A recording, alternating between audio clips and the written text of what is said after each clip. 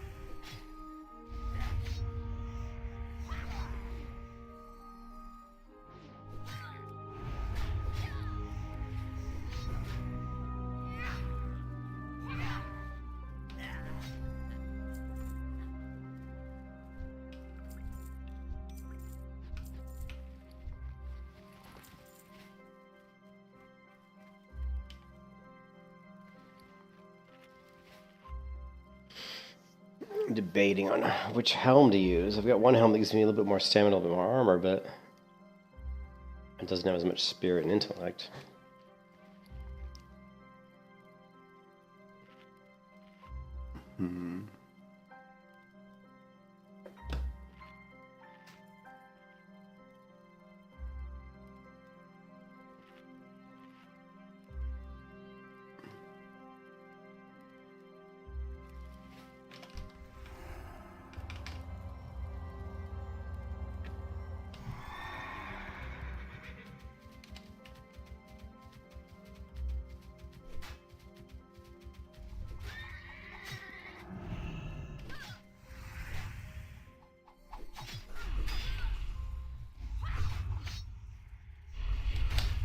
Come on, buddy. Round them up. You can do it. There you go.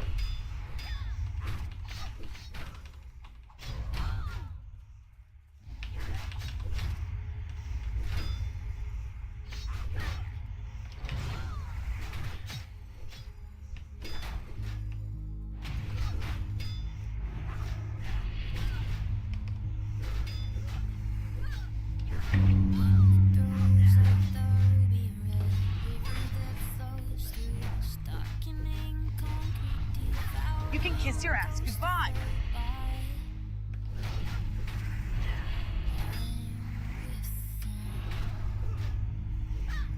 You can kiss your ass goodbye. You can kiss your ass goodbye.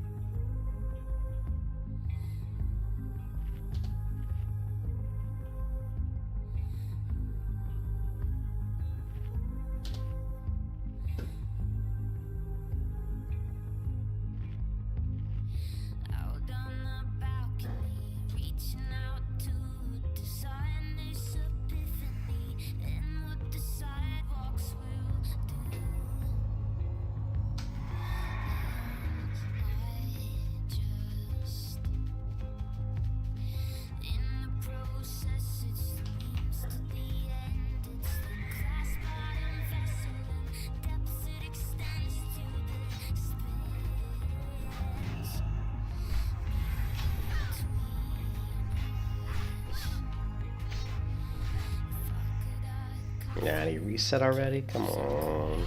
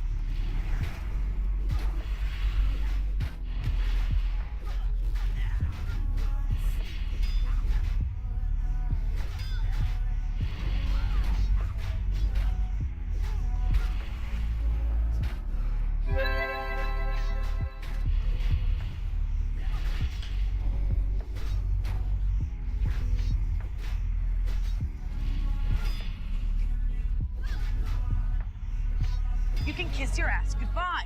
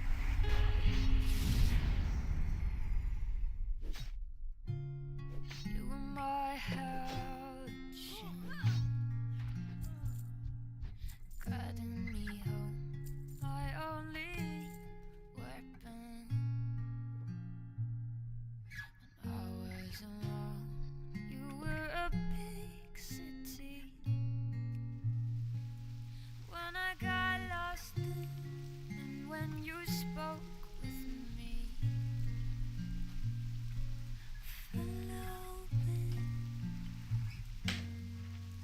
Oh, hit the wrong button.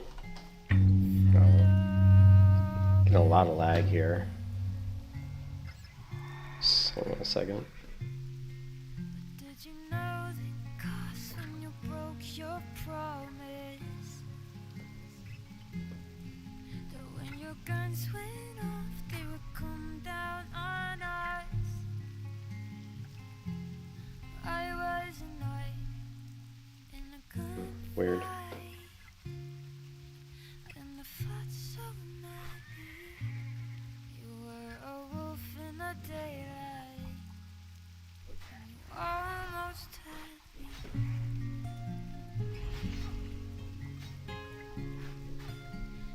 Almost had me.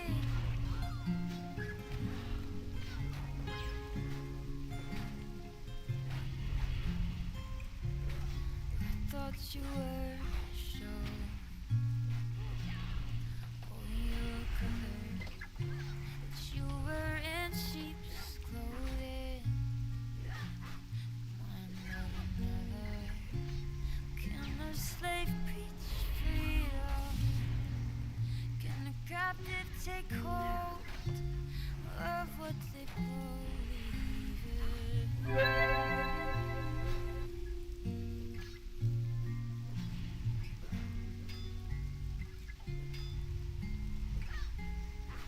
But did you know the cost when you broke your promise?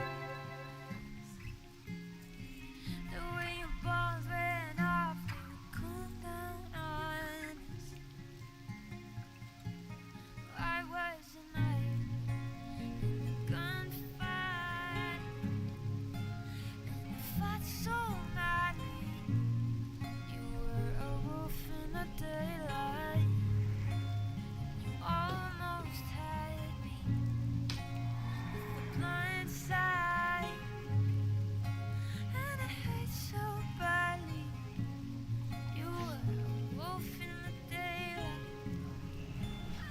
You almost had me. Guess I know when your heart stopped beating. I never let you sink your teeth in. I guess I know when your heart stopped beating. I never let you sink your teeth in.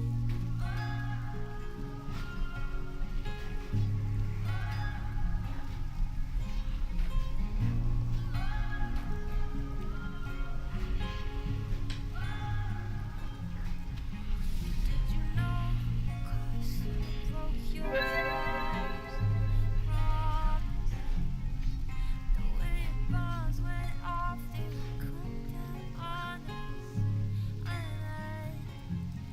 I was a knight in a gunfight, and the fight so mad.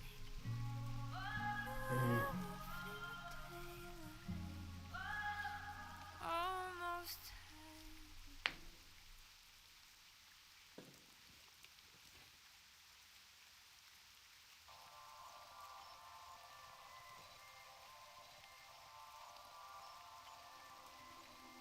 Home is where the heartache is. So baby, pack up your desktop. Let's piggyback deep in the night from the Walmart parking lot. Hair high with the cat eye, you held my hand in the movie. Got me iced teas, our friends ran off the tubes. Said you can't be shit if you can't be true to you. They slapped the streets on like your parents' Subaru. Long live being in love, being obscene. Long live Hey, what's up, Sam? I don't really know if the rep's good for anything, to be honest. But all these tribal necklaces are where the XP's at, baby.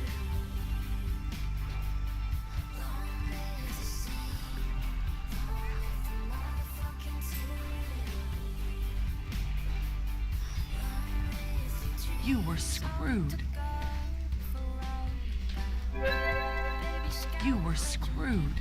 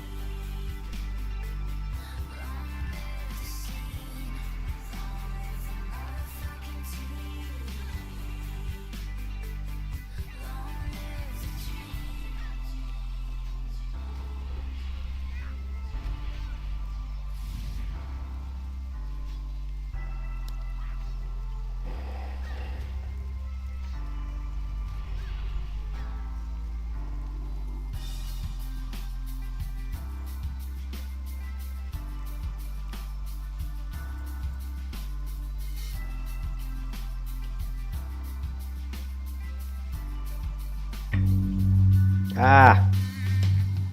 Damn it.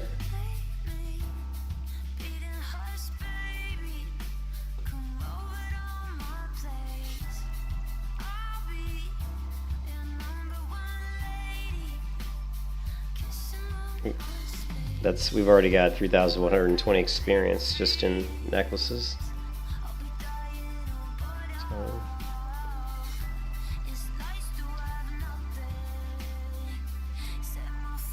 Maybe.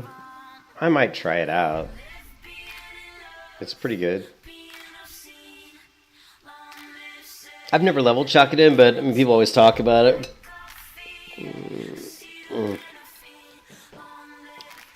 I just like to be able to pull big pulls with Chakadin. I don't know if you could really do that. I mean, I'd have to. It'd be one of those things I'd have to try out. I'd have to play around with it. So.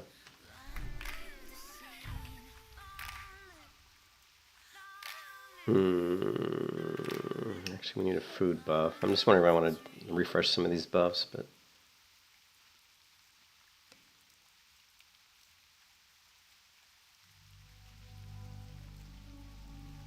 I guess we're fine for now.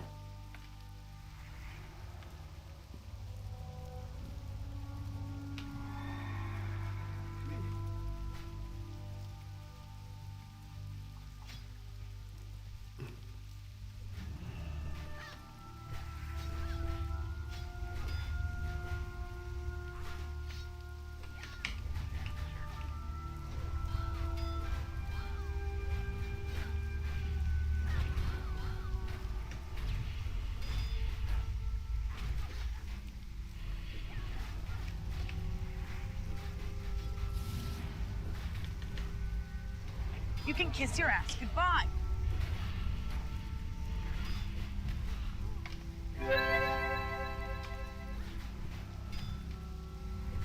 You were screwed.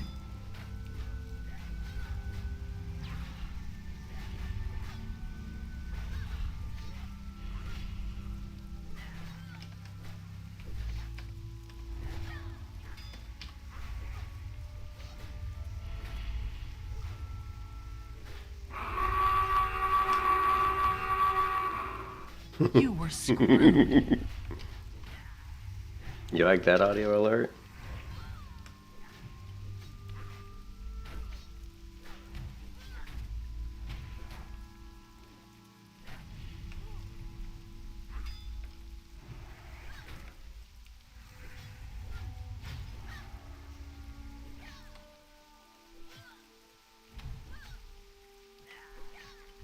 He tries to run away. See, the righteous like stuns him. That wears off. He tries to run away. Frostbolt hits him. You gotta love that, man. I've had to use one healing potion there.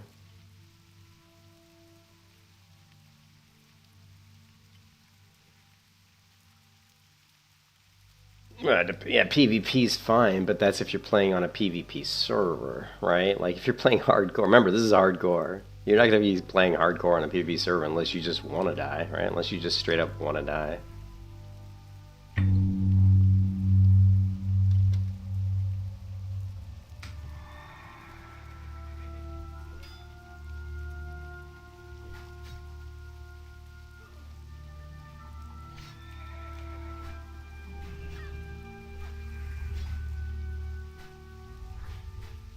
Yeah.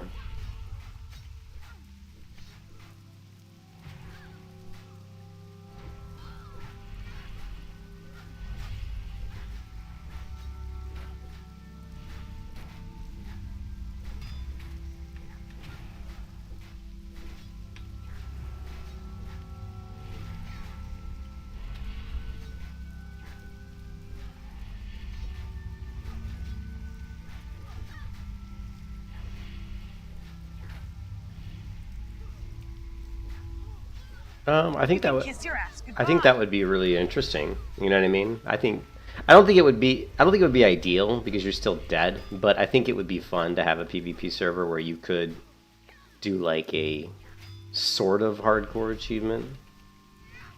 I don't know. You know what I mean? Or maybe You can kiss your ass goodbye. like I think it'd be really cool if you could do hardcore. But what if you did battlegrounds and stuff? You know You those. can kiss your ass Those goodbye. deaths don't count in battlegrounds. I think world PvP should still count as a death, but I think in a battleground, like those deaths, I don't think should count. Because that way you could like do battlegrounds, just and have some fun, maybe get a little bit of gear. I think that would be kind of nice, actually. Yeah, Mock Garou is the best content. Yeah. Although to be honest, I've never watched any Mock Garou tournaments. I've only ever watched Mock Garou twice, and it was that mage dude. What's his name? I think his name starts with a Z or something. And I only watched his because he had one that was just kind of funny, that it just popped up on my feed, Yeah,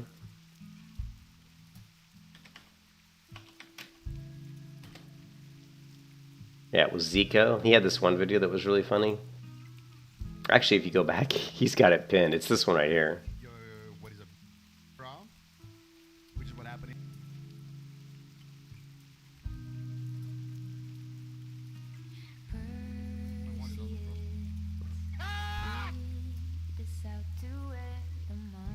And so what it is this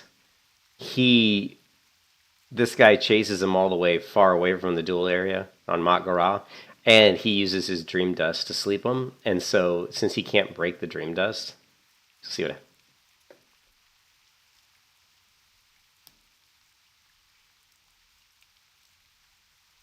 right there, Firestar has fled the duel, so he gets a huge debuff. Like when you do that, you get in Mock, like on hardcore and Mock Garou, you get like a massive debuff. And so that video was pretty funny. That's about one of the only videos I've ever watched on Mock Garou. But it was funny.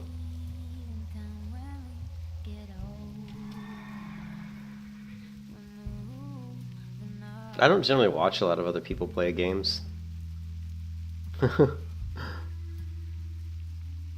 We'll just kill these three because then the next pull will be a big pull.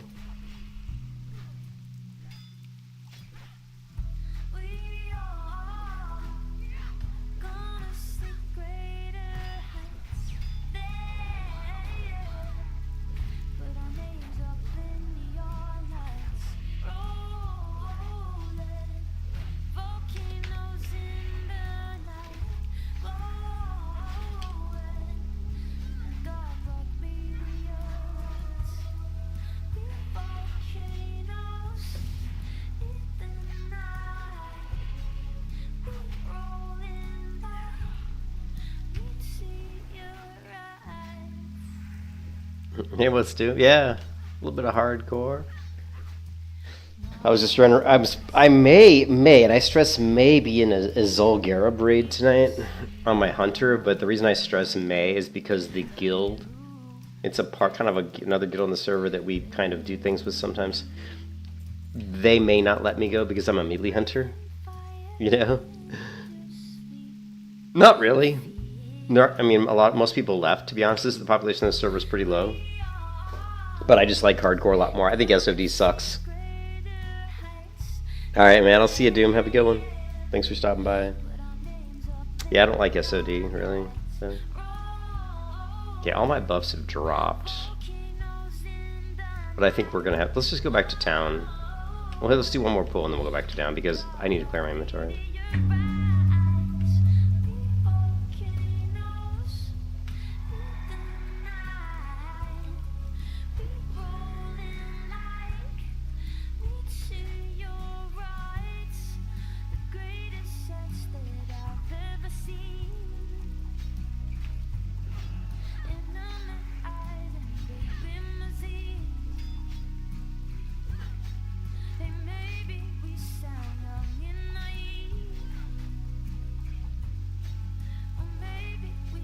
There's no melee weave. There's no melee weave. It's melee. Like 90% of my damage is melee. So I'm not like I'm weaving melee. You know what I mean? Have you ever seen me play my hunters, Samuel? I'm not weaving melee.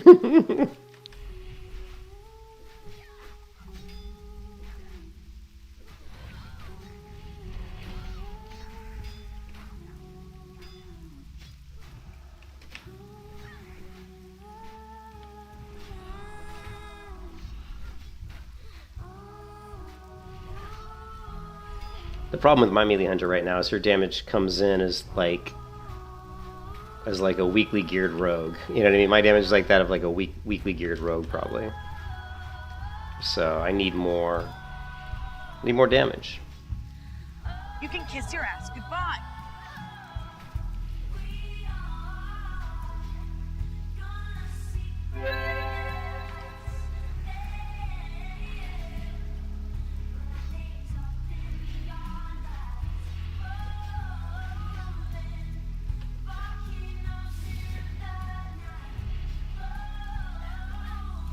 I mean, people talk about priests or any ranged class. People talk about them possibly weaving melee into their rotations. That's one thing. And then there's, you know what I mean? And then there's just straight up a melee class who doesn't really weave melee because he is melee. You know, he's just standing there slapping people. So...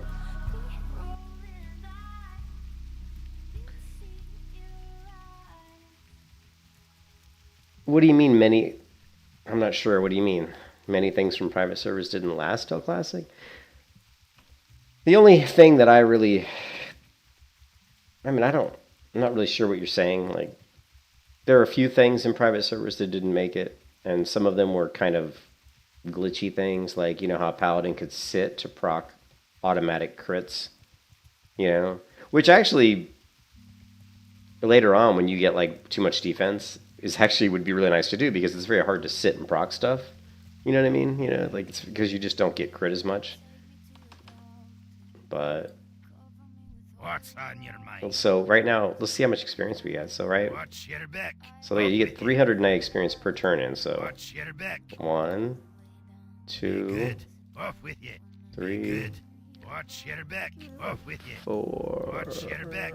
Be good. 5. Off with you. Be good. Watch your back. Be good. Watch your back.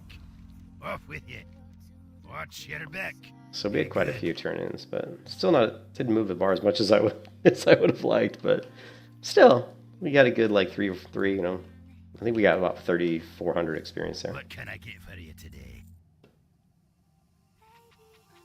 So, all right, what else we got here that we can sell? We don't need any of this Flask of Mojo. Off with you. Watch my back? What do you mean?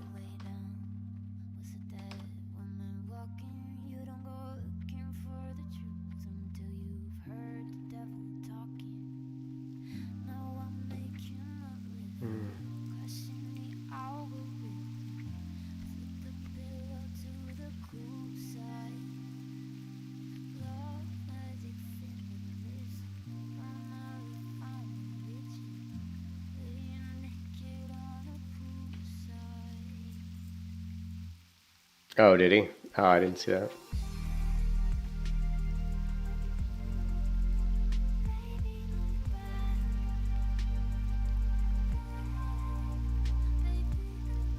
And I got a lot of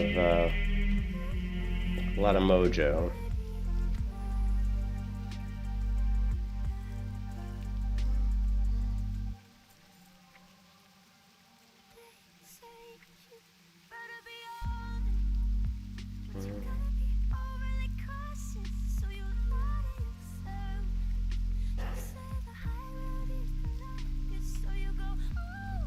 do I have? I haven't really been using bandages that much.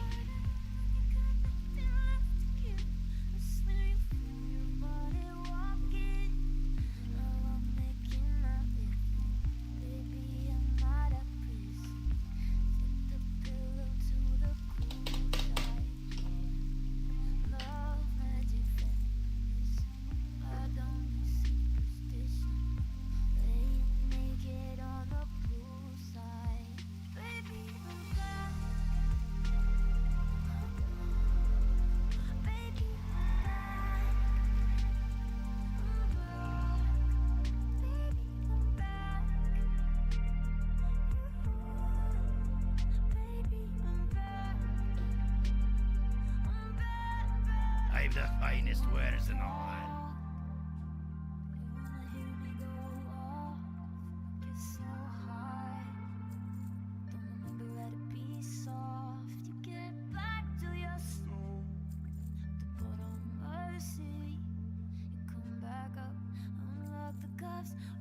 Be good.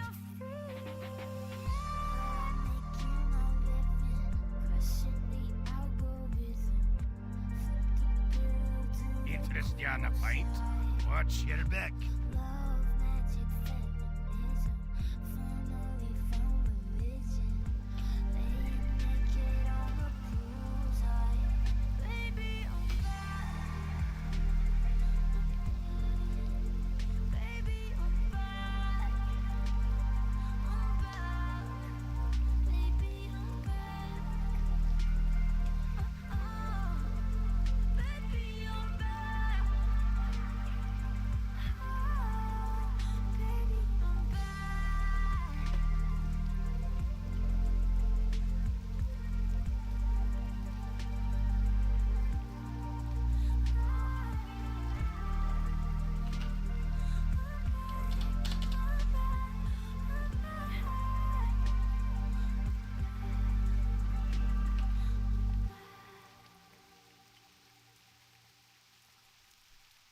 What's on your mind?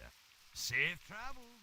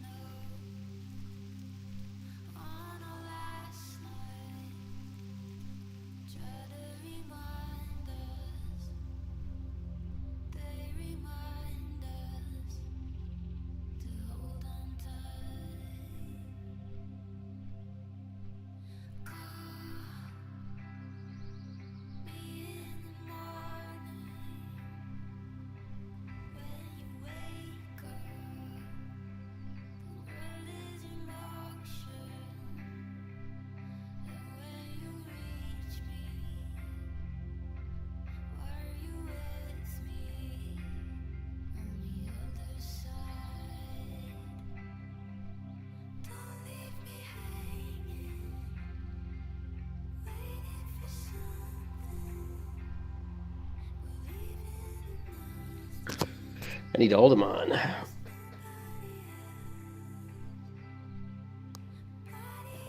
Anyways, yeah, I don't think they'll let me into the raid tonight.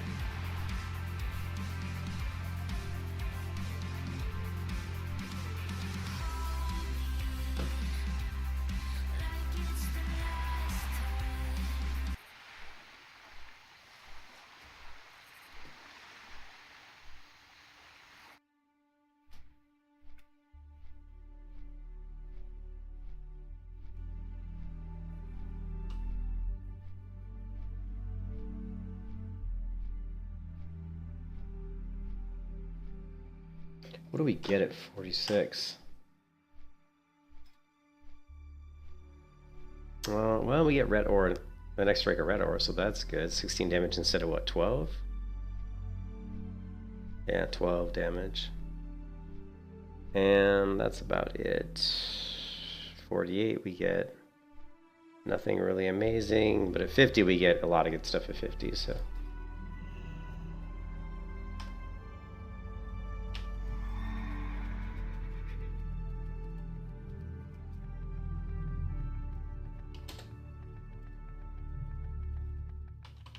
Fantastic.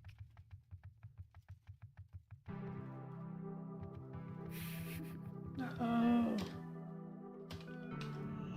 Going the distance, every occasion, headed for somewhere out of the way. Moving and shaking, every persuasion, keeping us out there, caught in the waves. Try so to win the deep, just wait for the tide. Yeah, rip. I always miss the boat. I'm cursed. It's a curse I have. That whenever I go to Minotho Harbor, the boat always pulls away right as I walk up. It happens, if you watch me stream enough, you'll see it like over and over and over again.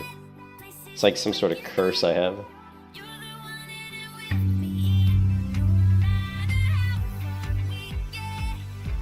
Oceans we are and still connect. And when the chorus circle back again, we'll carry us with them to the arms of the same sea.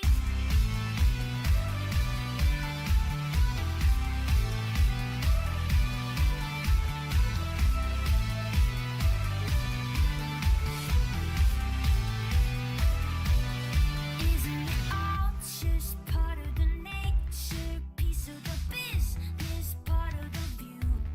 Physical labor, human behavior, it's an illusion I'm passing through.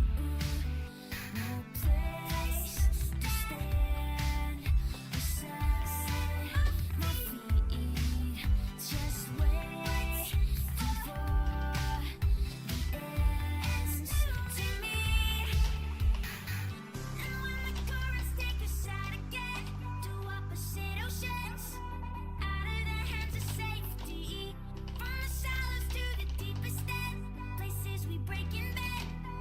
You're the one in it with me, no matter how far we get. Oceans we are and still connect. And when the currents circle back again, we'll carry us with them to the arms of the same sea.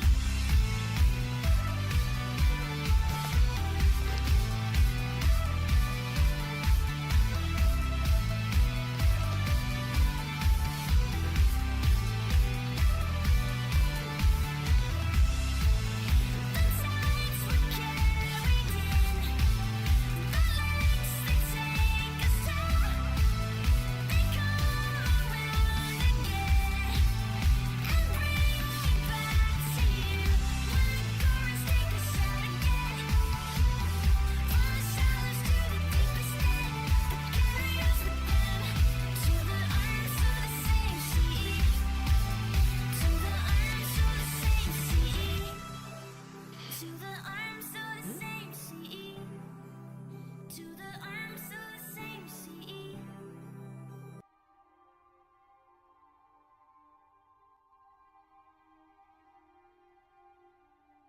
Man, this boat takes forever.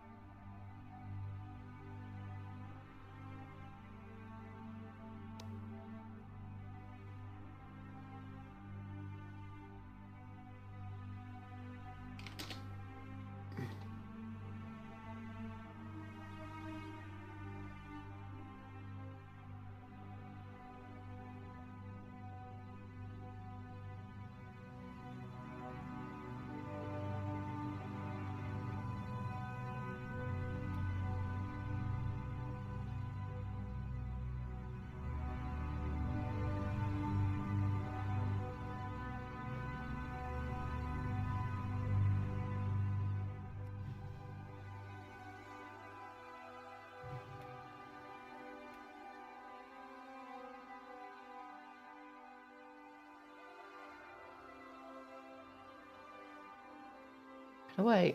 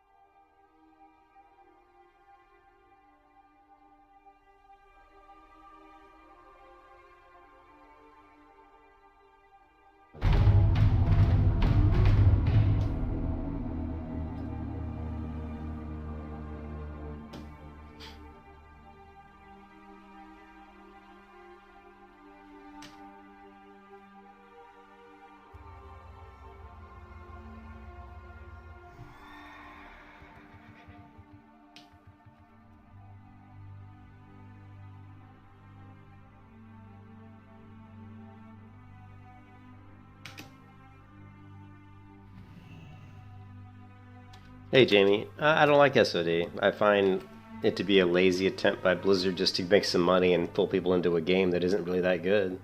The PvP event in SOD is crap. All they have is like one raid. They haven't really created anything that new. Like most of the abilities they're giving you are... There's a few new ones, but most of them, like 90% of them, are just abilities that already exist in the game. They just pull them from different versions of WoW. So it's just a really weak attempt by them to basically just... It's lazy. It's like really lazy. What brings you here? Good luck. I mean, it really depends on... It depends on... If they release the single self-found hardcore servers at the same time they release Phase 2, which I don't know if that's what's going to happen. I don't think it is. I think someone said that was going to be a little bit later. If they release like single self-found hardcore servers and all the people from hardcore went to those servers... I mean, like all the people, you know, so that basically we got a hardcore server that has more population. I'd be interested in maybe doing that, but it also depends on, you know, maybe what other games are coming out. I mean, I've been wanting to get into Throne of Liberty, but every time I play the game, I just feel like it's one of those games that you really need to be in a guild to play. You know, I don't think it's a very... It's not like a solo... Throne of Liberty is not really a game you play solo. But you can level solo, but even leveling solos kind of can be a little bit slow. So I think I'll probably not play Throne of Liberty that much until the Western release. Like Quinfall? In January? What is it an MMO? I only really play MMOs, so if it's not an MMO, I probably won't play it.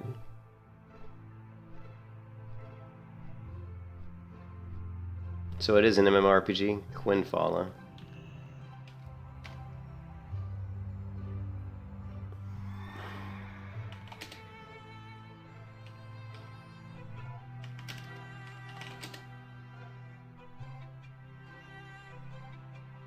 All right, let's take a look at it. The biggest MMORPG in the world. Let's see what this is. In-game footage, all dynamic systems in progress, some camera angles adjusted for trailer. I don't really want to watch Asmongold's reaction. He's kind of an idiot. No offense to Asmongold, but he's not the most intelligent person on the planet. He's not, at least not when it comes to certain things. He's actually, I shouldn't say that. He's actually a pretty smart guy. I don't want to take anything away from him, but his reactions, though, are very, like, they're very, like, quick and kind of, yeah, they're, you know, whatever. I'll just leave it at that.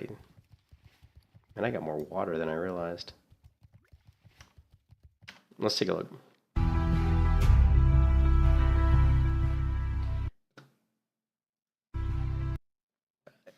I just think he knows financial stuff pretty well, and he knows certain things pretty well. So Asmongold's, you know, he's got some experience. He took some classes in school on finance and stuff like that. So, you know, he's got some experience there. But when it comes to video games and like his ability to basically disseminate, I think what is good for an MMO type game, I'm not real sold on his viewpoints usually. So that's all I'm going to say.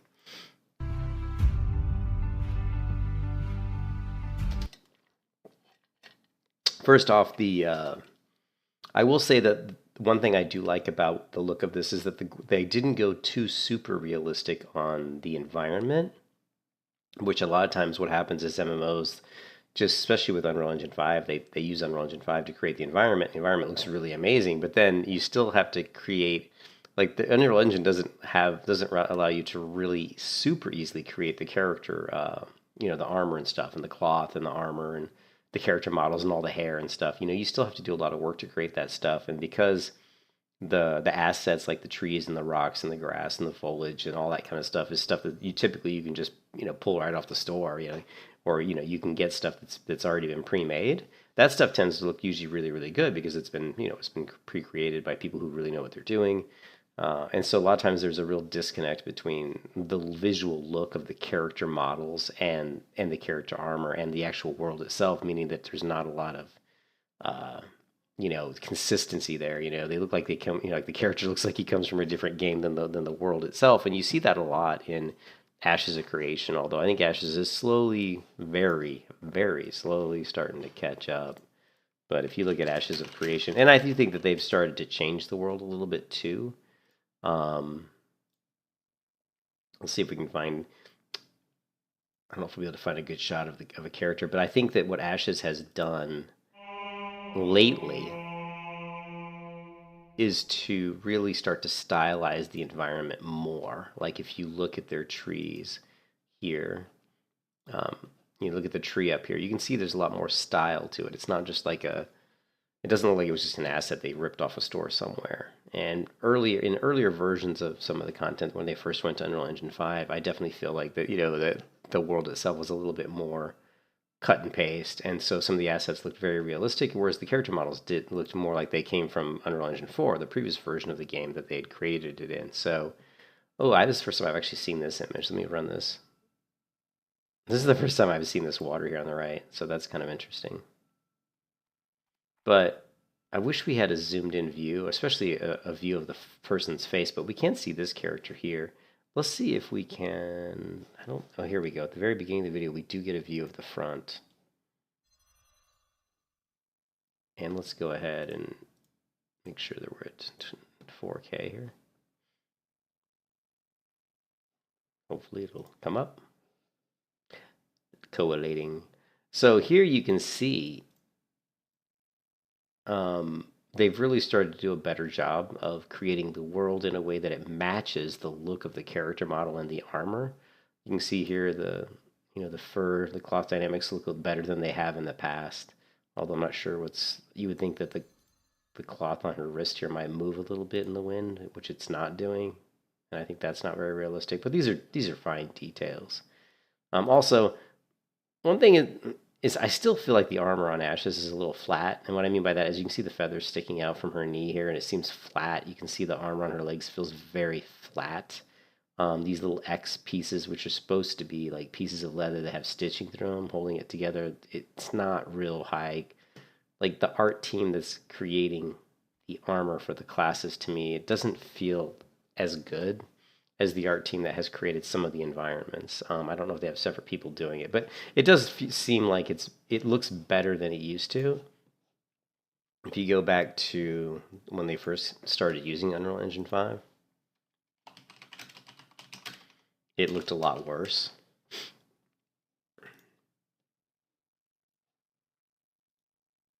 So here's when they first started creating environments in Unreal Engine 5. And this is where you can see, it looks good, no doubt. I don't know if they have I love the animals. One of the things about Ashes, I really like these dynamic, plants that they've created. And a lot of the animals that they've created in the world, I think, look really good. Let's go back to here. Here's the announcement. First look.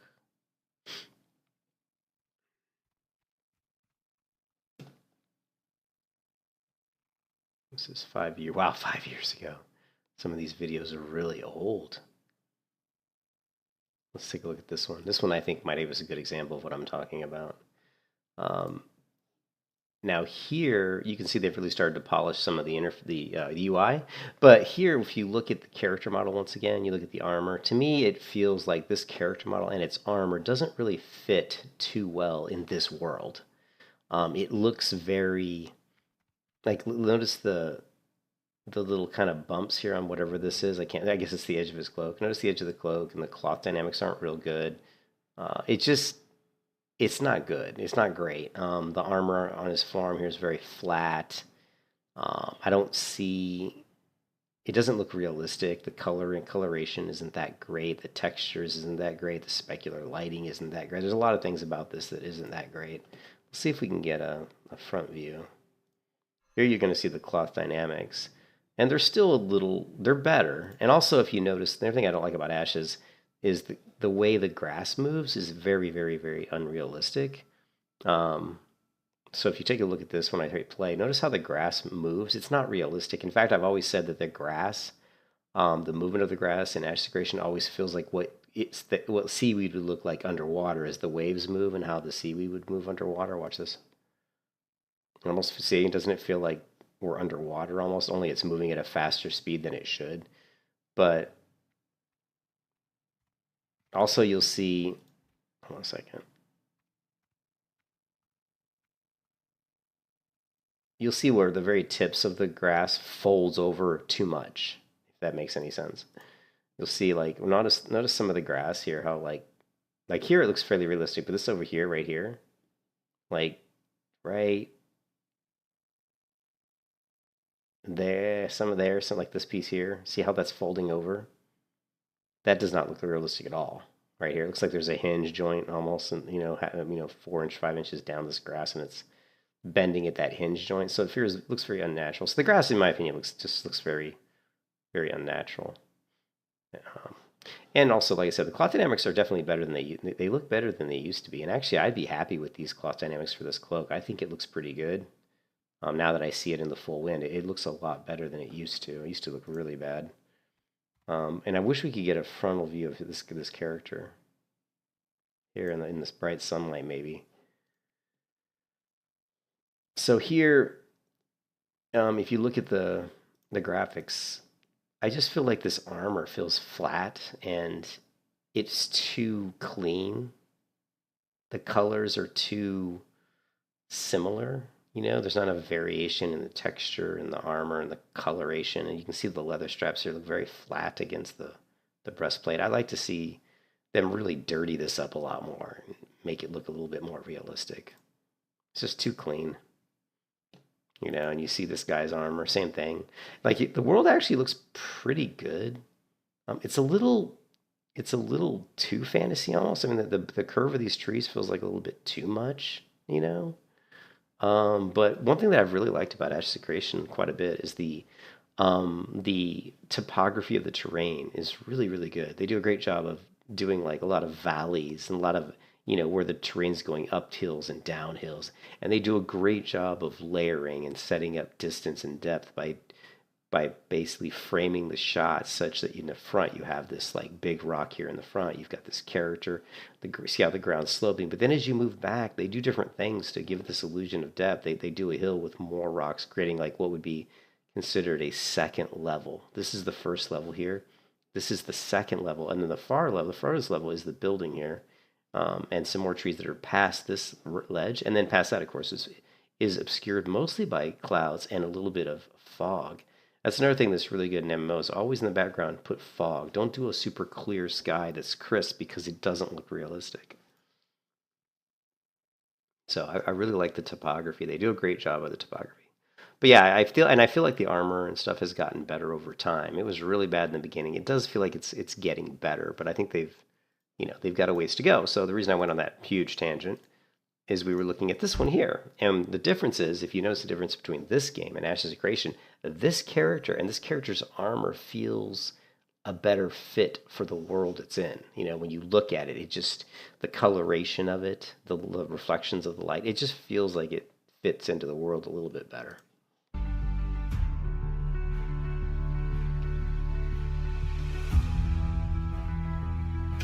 Okay, now this is an example of what I was just talking. The background's too clear.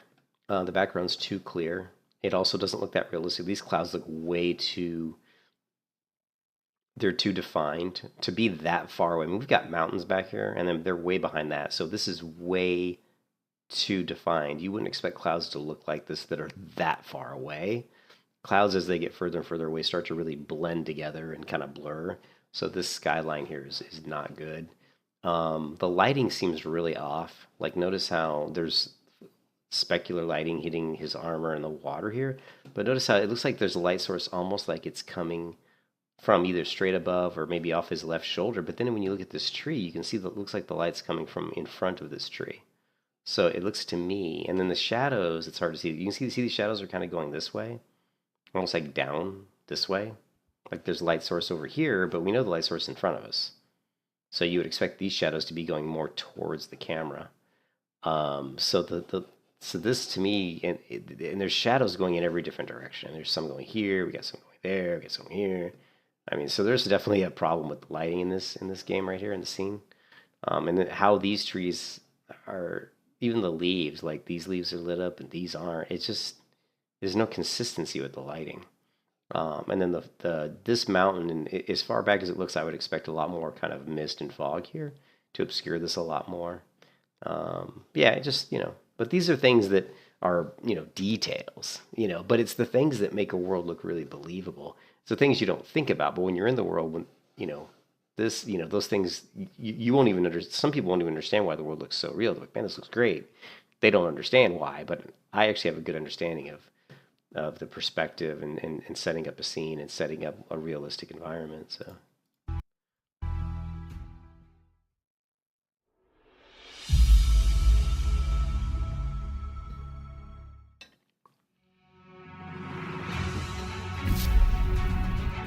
Again, here, same thing. This background here is too clear. I would like to see this a little bit more obscured, a little bit more mist or something to make it not stand out. It's just too, it stands out too much.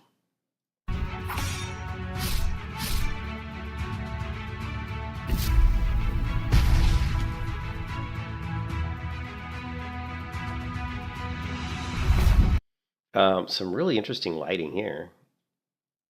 Like, check this out. I mean, this is, what I like about this is that it's dark. Like, this feels like kind of like evening, like the sun's off over to our right shoulder. The lighting here looks a lot better. It looks more consistent. You can see the shadows going this way, which means the sun really feels like it's off to the right here. Well, you can really see the shadows moving with the character here. I like this, and this visual of the flame is cool. I don't like how the enemies completely lit up in flame. I think that doesn't look realistic at all. And I've seen this in other video games, and I've never liked this. So you've got some sort of a flame attack, Watch this. You have a flame attack. Why would the whole enemy turn into what looks like you dipped him in lava? That's just not realistic. Right? You're swinging this attack that has some sort of flame attached to it. What should happen is your sword should collide with a hitbox somewhere on this body, and then where you collide, there'll be like some sparks or some flame, some sort of visual, but his whole body shouldn't, unless the effect of this attack is that his body is consumed by flame. And if that's the case, you would want to see flames on the body, not his whole body just turn red, look like somebody poured lava on him or something. This effect, I really dislike this effect. And that guy was like a cobra man. Did you see that? He had like the head of a cobra.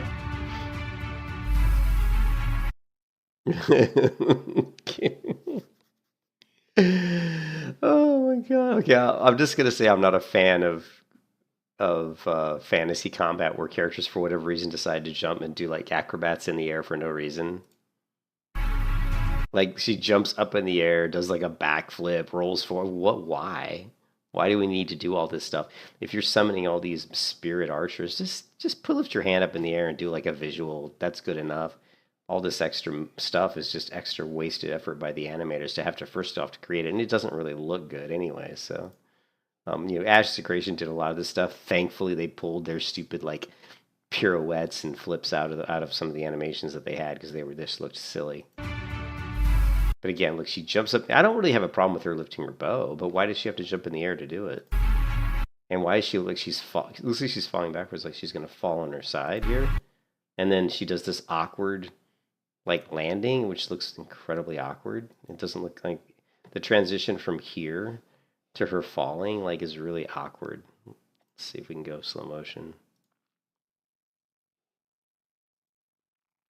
See, she's falling. It looks like she's going to land on her right side. And then, okay, so here, when we do it slow motion, you can see the animation. She kind of turns around. She starts to go backwards, and she spins like a cat, lands on her right foot, continues to pirouette around, does a very unnatural-looking rotation. See how stiff her legs are during this whole spin? That's incredibly unnatural. Then, to top it all off, she doesn't just land on the ground. She's got to do some sort of a forward roll, which again looks very unnatural. And then the camera zooms in, which probably hides some poor animation. And some really, again, more bad animation here. If you look up close, you can see the bowstring will start to bend as if it's being pulled before she even puts the bow on the string. Right there, well, actually, the bowstring starts to bend forward, which I'm not sure why her bowstring would go forward. Also, the attached string is way down here, not up where it should be. There's just all kinds of really just bad animation here.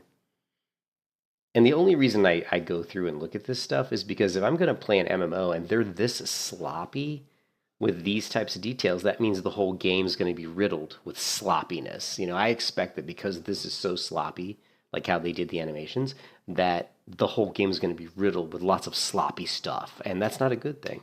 You know, if you really are making a game and you really care about the game you're making, you really should take things. That's why these games take so long to develop. It takes time to properly like create the proper animations. It takes time. That's why you hire someone who's really good at it. That's why they get paid a lot of money. But I mean, you can see there's so many problems with this animation here. Like I said, the string's way down. For some reason, the string's pushed forward. You know, and now the string starts to come back, the bowstring. And you can see her right hand's at a really weird angle.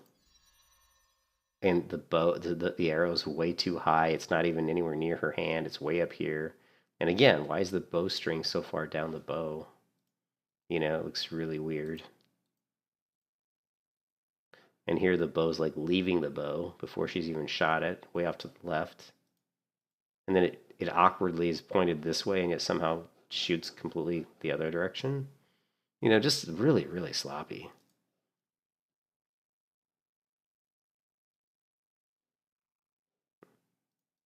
Just looking at her hand position seems really awkward. And then the bow's, do you see how the bow turned? Like, the bow's turning by itself. Do you see that? And her finger's, like, weird. I don't know what this thing is here, this dark line going over the finger. Why is it obscuring her finger? It looks like her finger's broken. It's at such an unnatural angle. It's just really, like, you know, just really bad stuff, man.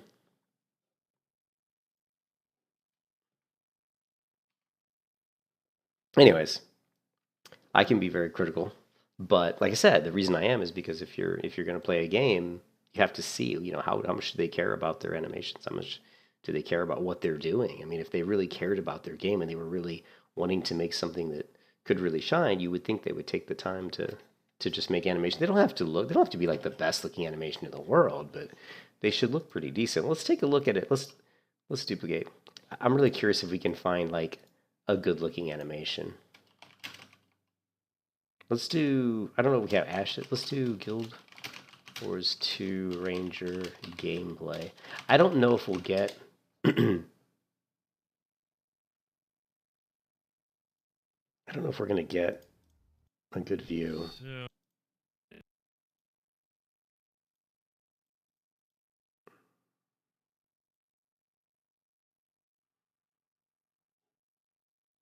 Not because he doesn't have the camera zoomed in.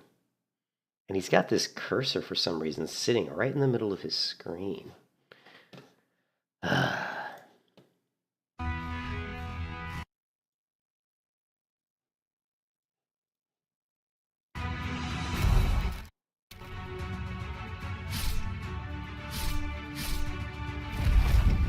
Again, with the really weird red thing that makes the whole animal, like, I don't know.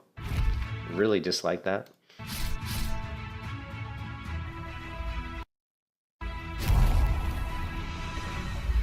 And again, it seems like the people who made this game were in Steven Shreve's back pocket because they're coming up with these stupid like I'm gonna levitate up in the ground. Why is he levitating?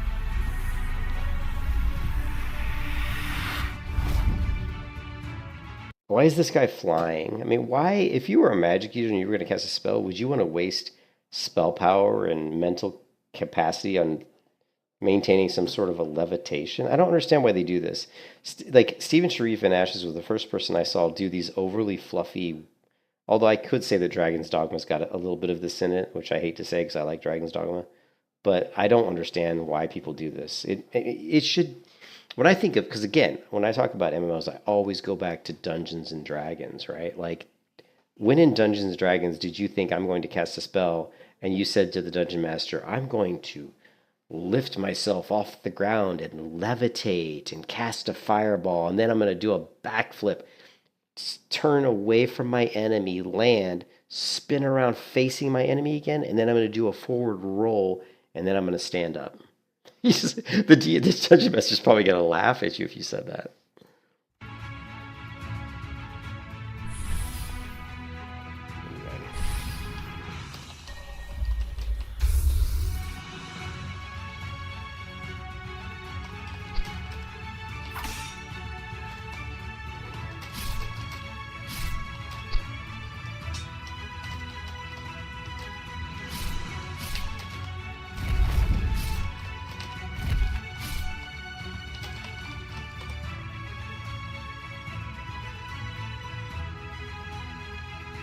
And another thing that I'm going to be critical of is why does every MMO that's come out in the past few years have to have a big sandworm? Throne of Liberty's got one. I think Ashes of Creation has one. This game has one. Why does everybody have to have a giant dune worm? It's like, it's cool, you know? I mean, it is cool, and don't get me wrong, I like it, but it just seems so trendy that every MMO says we're going to create a big worm.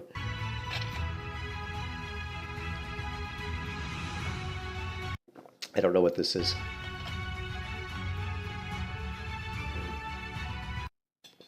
I would say, I mean, the graphics overall are, the graphics themselves aren't bad, but the polish is really, really, really lacking. Um, just based on what I'm seeing, the game looks very rushed. There's very, like, if you notice this scene right here, like, just think how little there is to this scene. They basically created some reusable assets to make these columns the way they are and just basically copy paste. I think I talked about this game once before because I remember seeing these buildings and saying, this is just all copy paste bullshit.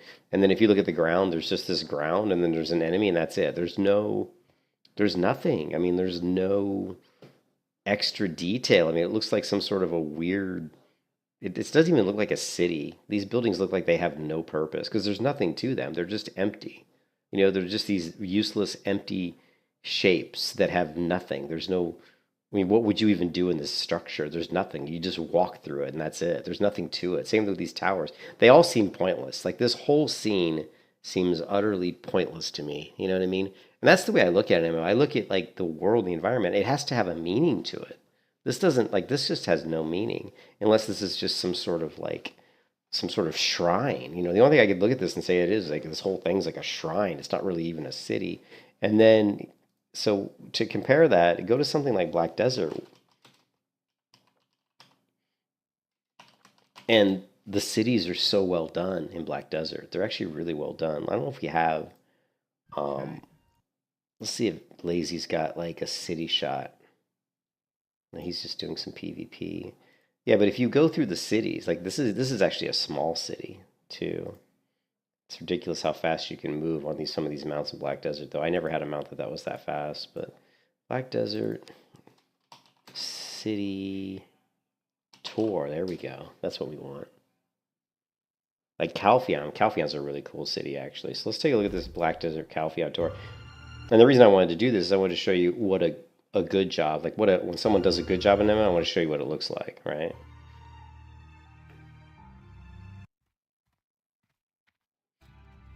I mean, look at this. This city has purpose. It has meaning.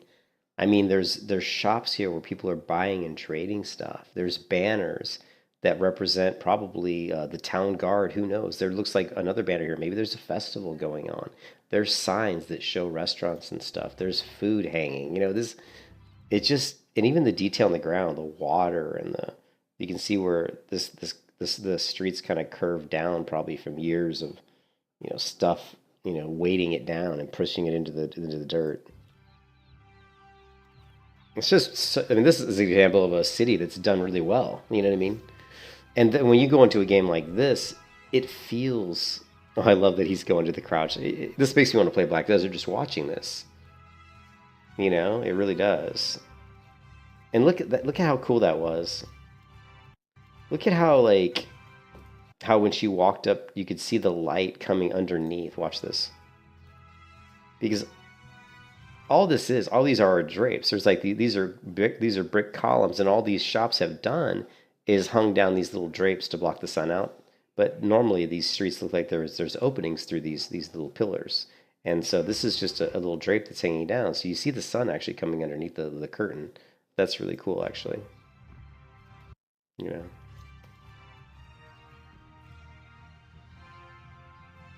Oh, this is Stebaroo? Yeah.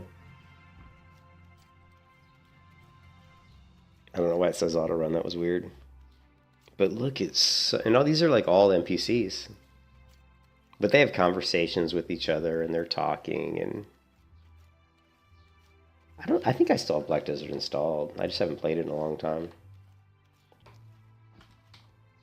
Yeah.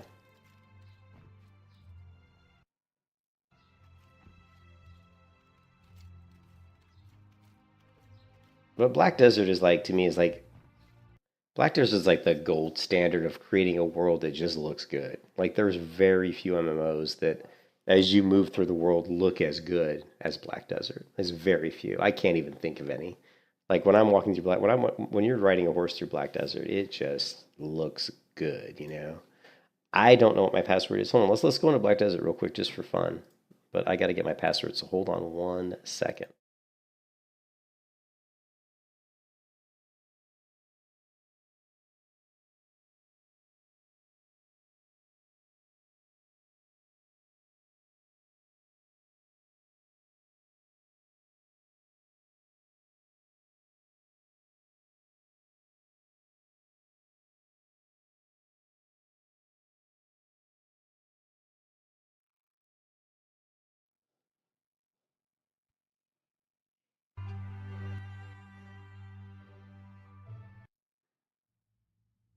All right, it's actually patching. Actually, it's patching because I haven't played Black Desert in so long. And they actually have released a new class in Black Desert. I think it came out recently. So that's pretty exciting, and which is probably part of the reason this is being patched. It's the Scholar. The Scholar is, I think, the new class that's come out.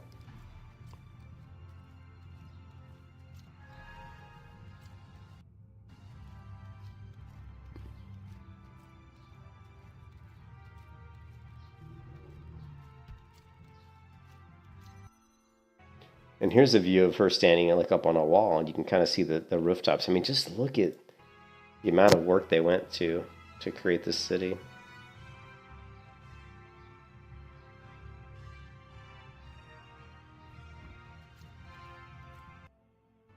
I bet this video is from like 13 years ago. Let's see. Oh, 9 years ago. Well, I guess that makes sense. I think Black Desert came out in 2013.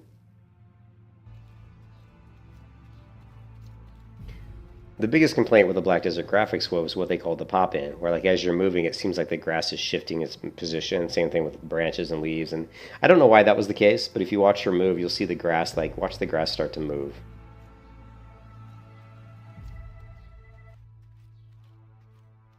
You'll see stuff kind of pop in and out. Oh, but the climbing mechanics are so good. Yeah, so here, remember what I was talking about when you have a big, large open world? Again, notice how they're using, the fog to obscure things in the distance. And that's what you need to do, because you can't have it be really clear and vibrant like we saw in this game. If you look at, where was that? Where was that one shot? Like right here. Like, see, this is too clear here. I mean, even though it's not that far away, I still feel like it's too clear. You know. But it's fun. It's fun to look at different MMOs and look at the worlds and see the look at the variations. Look at the differences. This one, like the land it just seems odd to me. Like the shape of this land, how it's curved here. Like it just, and see how there's these almost like these divots in the earth. It's almost like this used to be like some sort of, like somebody had like done like a rock quarry or something. But even if it was even if it was quarried, it wouldn't look like this. But it doesn't look natural. Like this land here does not look natural.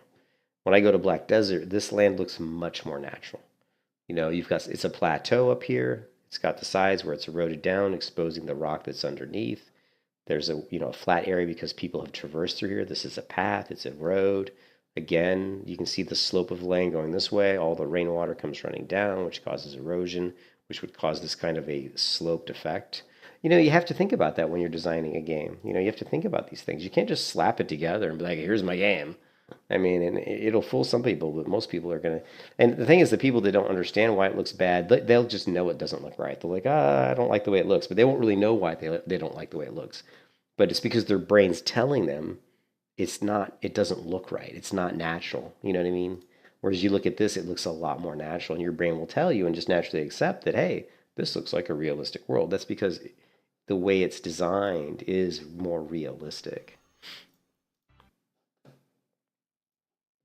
Oh man, this patch is taking a while. How much is the patch is 15.8 gig, so it looks like 15.8 gig.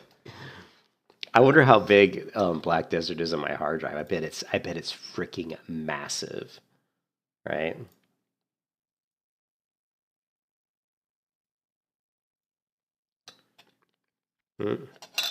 That's not it. What's Black Desert Online versus Black Desert Online PA? Okay, so this folder is 76 gig. That's pretty big, right? All right, we're 93% done.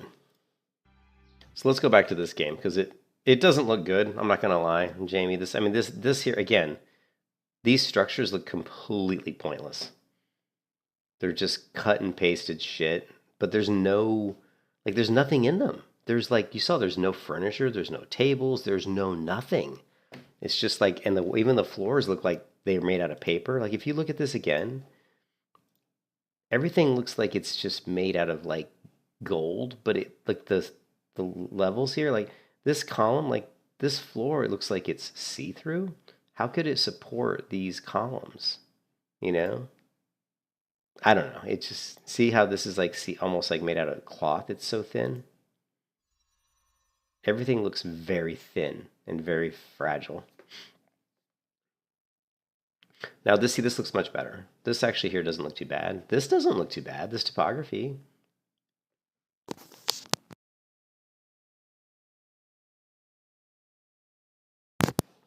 Yeah, that didn't look too bad. This looks much better. Like this actually looks way better than what we saw. So it's kind of weird. It's like we're seeing, you know, and again, this is just a specific area. They've got some. Play board games or mini games with others, and even make your own music. Okay, I'm not really a big fan of a lot of mini games in an MMO because I don't really play an MMO to play a card game. I mean, I think it's kind of cool to add that stuff, but it feels like those are systems that should be really, really on the back burner. They shouldn't be primary systems. But anyways, it's kind of weird. I mean, it's kind of weird. I'm not a big fan of putting too many things in an MMO, like too many systems that don't really kind of seem to go with, you know, I mean, really MMOs should be about your character, like the story of your character's progression. If you wanted to play a card game, I think that would be a different video game, not an MMO. But again, that's just me. I mean, if I went in and maybe I played the card game and it's really fun and maybe I'd like it. But at this point in time on the outside looking in, this feels like wasted development time. Why am I spending a lot of time developing a card game inside of an MMO? It just seems silly to me. Breathing world. You may not find smiths and other merchants at certain points in time. To learn more about the world, listen carefully to NPCs.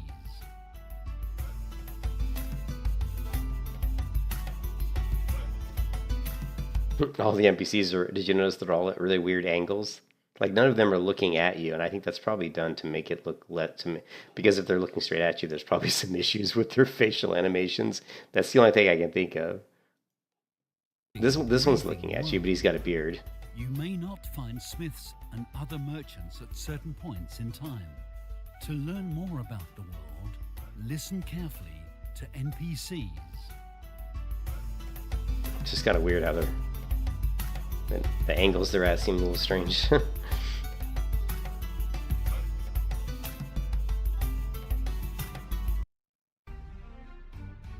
In Quinfall, you can shape your character in any way you want. There are over 100 details you can change in the face alone. You are able to create a unique character with details like skin color, hair, eyes, and body shape, while tattoos and accessories allow further customization. This world offers you 11 different improvable professions inspired by the Middle Ages. You can hunt for treasures in secret areas, dungeons, open fields, and underwater. Oh, they got underwater to swimming. find That's good. valuable items. You can plant seeds according to landforms and climate and harvest them for farming. If you don't have enough time, you can employ workers or real players and take time off to discover Quinfall. That's a lot of. This is Dutch. Professions are related to one another.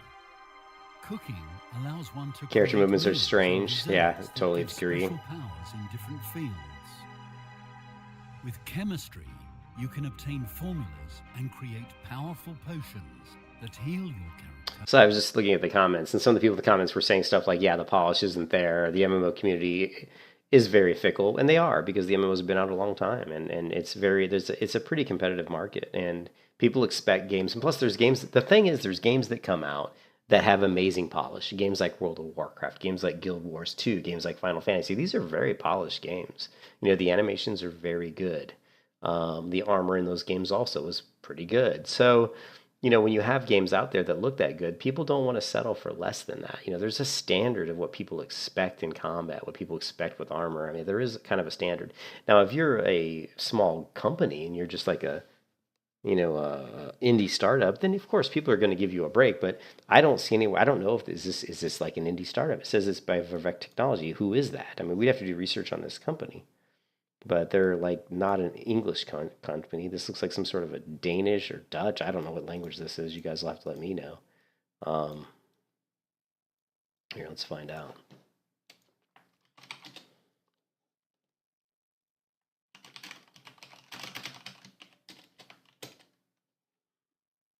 It's Turkish. Wow. Okay. So this is, I never would have guessed it was Turkish.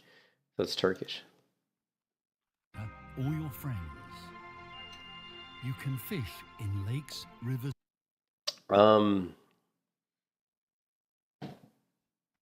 I like the armor. I mean, I've been pretty impressed with the armor's, there's a lot of things I don't like about it, but I like the fact that it feels like there's layers to it, you know, and seas for various species.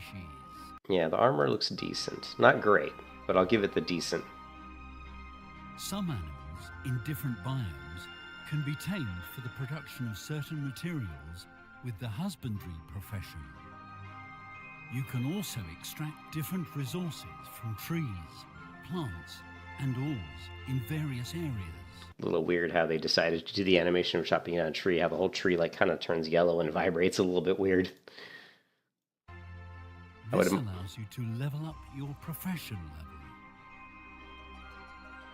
Keep in mind that every item you gather is extremely vital for your survival and progress. Well, I would say, you know, Jamie, I would definitely say that just looking at this video, it's a game I would definitely try out. I would definitely try it out. because there's enough systems here and there's enough stuff that I like. I like gathering. I love gathering. I don't know about you guys. I love going out into the wilderness and cutting down trees and chopping, mining If ore, you wish, because it gives you that feeling that you're progressing, that you're actually getting a skill at doing something. You know, if your mining goes up. What I don't like is games where the gathering is free, and it's just like everybody can gather everything and there's no skill to it. I like World of Warcraft where you have to learn how to become a miner, or you have to learn how to become an herbalist, and then as you pick herbs and stuff, your skill goes up. I think that's really good. I like that. I don't always agree with the fact that herbs are at the same level as the zones. I'm not a big fan of that. So, like, if I'm like in a really big start area, why wouldn't there be, like, for example, if I use World of Warcraft as an example, why wouldn't there be like a dream foil in a level 1 area? Why not? You just wouldn't be able to pick it, right? But the fact that you put a dream foil in a level 1 area means that high level characters are going to come through and be picking that, which is great, because it's always good to have characters of all different level ranges coming to all the zones. It seems kind of silly that you would set it up a certain way such that the only people you're going to see in Elwynn Forest usually are going to be like low-level characters, you know what I mean? So I because it's also exciting for low-level characters, especially on a new MMO, to see what it looks like physically to be a high-level character. If you're level 1 and you just started playing the game and somebody walks through your zone picking some herbs that you can't pick because they're just so high skill level, and they're wearing like really cool-looking armor, you're going to be jealous. You're like, man, look at them. They got cool armor. Man, they can pick those high-level herbs. I can't do that. So it gives you a goal. It gives you like incentive to want to do that. You're like, well, I want to be able to do that. I want to look that cool, you know. So that's a good thing. you can choose to develop your hunting profession by hunting animals. I like that. I like that they've got snow. I love wolves. Anything. I think all games should have wolves and coyotes because I'm a big fan. I would like to. What would have been nice if they had footprints instead of just digging like a trough. But let's rewind this a little bit. I mean, it seemed a little bit awkward. Like Animals. see how they're creating this like kind of trough in the ground, like this path, but it's a little bit unrealistic because I mean, in the real world it wouldn't work that way. You see, like it's just, you know, it's not like he's digging, pulling back a hoe behind him. You know what I mean? There would be footprints in the snow, and if the snow is deep enough and it's light enough because the temperature is cold enough, the snow would break apart. It would collapse into this a little bit, but it wouldn't look like this. You know, that's not realistic. But beyond all of that, I like the fact that they've got these animals. I like the fact that they leave a path in the snow, and I like the spikes coming off this tree. That's realistic. I like the variety of the size and shape of some of these trees. I like that they're not too like crazy. Sometimes games go too crazy, and I think this scene looks really good. I think this scene looks really good too. Although I'm not a big fan of this ground. Doesn't look real to me. Like they have roots going through the ground, and they have what looks like some sort of dead grass, but it doesn't seem to make sense because you've got this green grass right here. I mean, this looks like a very like an area that gets a lot of rain. So why do we have this here? What is this? I don't understand. There's sun hitting it. Clearly there's green here, so why would this be here? You know, again, just common sense stuff. You know, I mean, what is this? You know, I mean,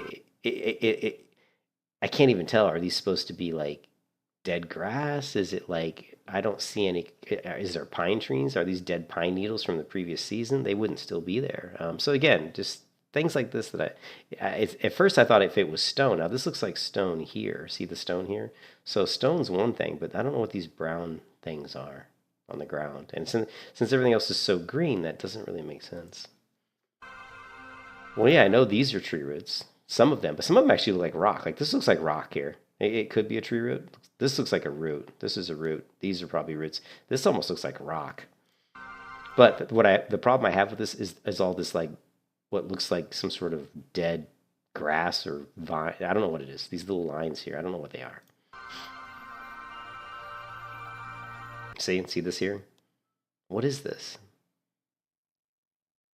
You know?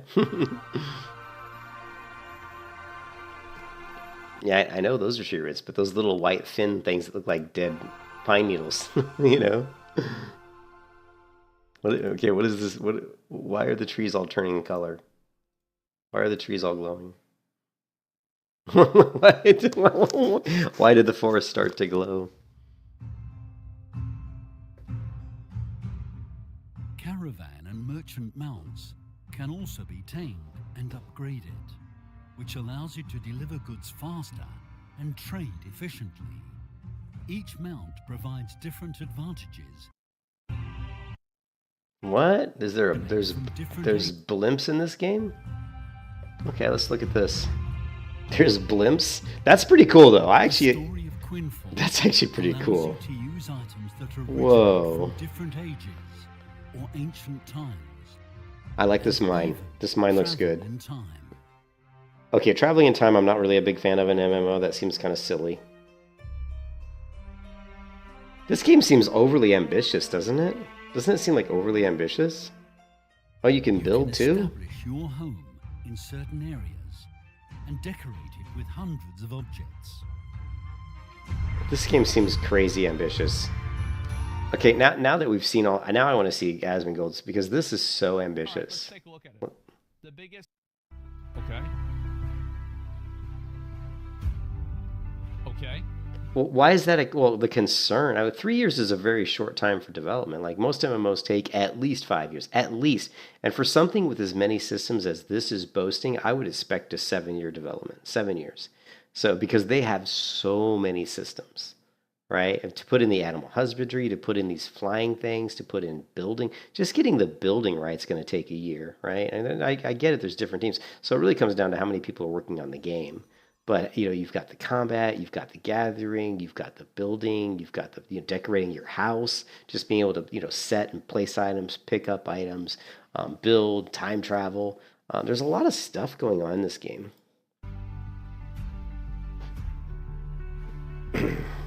This one's not very good. The other ones were good. Clouds here look bad. I'm sure textures will improve over time. Mm-hmm. After seeing all that, I want to see what Asmongold says because it just seems overly ambitious. Okay, let's do the combat. Silly.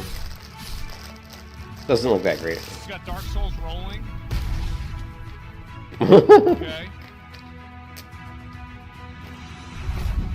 Alright, Sims Fortress NPCs. Okay. Well, No. that's cool. See, this is what I'm talking about. See how Asmongold thinks that's cool, and I thought it was stupid as hell. I like stuff that's grounded in realism, in reality. I know it's in a fantasy game, so there's going to be unrealistic stuff, but I like stuff that looks like a human being could actually do it, and that it would make sense. There's no reason to jump up in the air and do that slow motion back roll, forward roll. It's just dumb. It doesn't make sense. Why would you ever do that? But then Asmongold's like, oh, that's cool, and unfortunately, there's people out there that think that way. There's probably a lot of people that think that way. Okay. Oh, that's cool.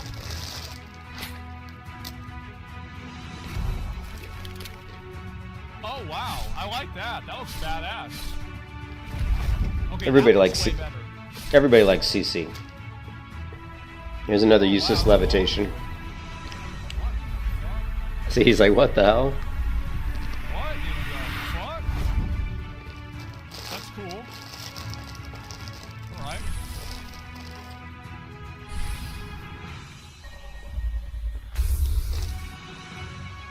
I would like to say this is one of the few games that when I watch a video on it that I want to play a mage because the mage just seems so overpowered. Okay.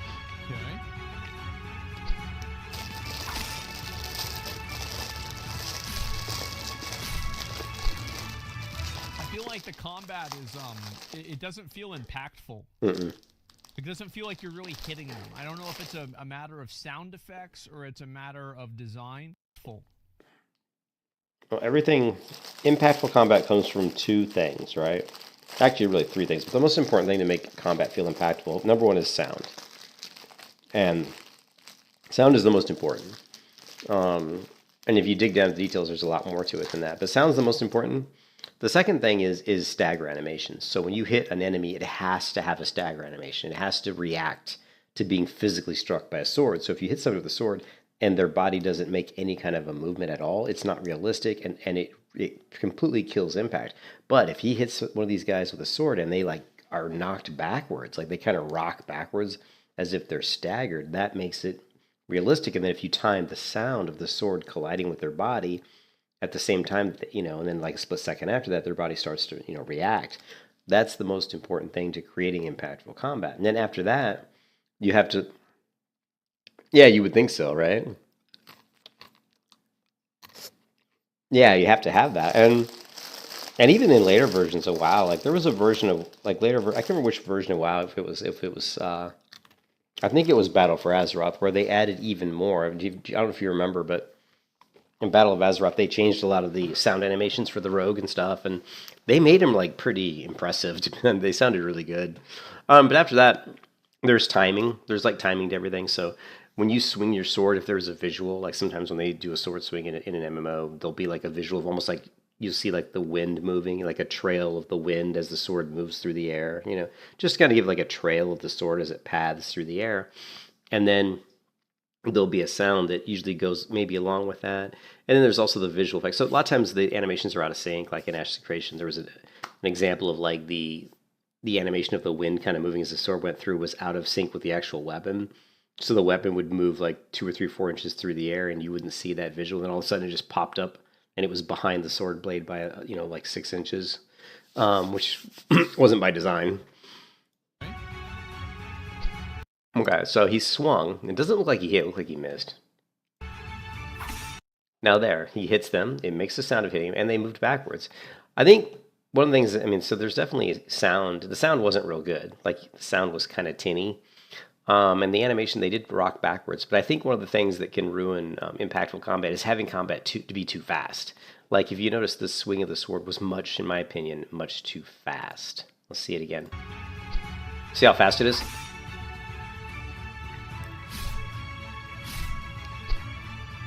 I feel like the combat is And then when the guy swung and it hit his sword, it went tink. You should make the sounds a lot louder and more It doesn't feel audible. impactful. It doesn't feel like you're really hitting them. I don't know if it's. Well, I think in general, I agree with you. I think the retail combat isn't as good, but on specific abilities, they made changes in certain classes that I think did feel a lot better. But yeah, this here the animations are too fast, and the sounds are just a little bit too weak. They're they're not impactful enough. Again, if you want to go back to the video that I love to go to, right?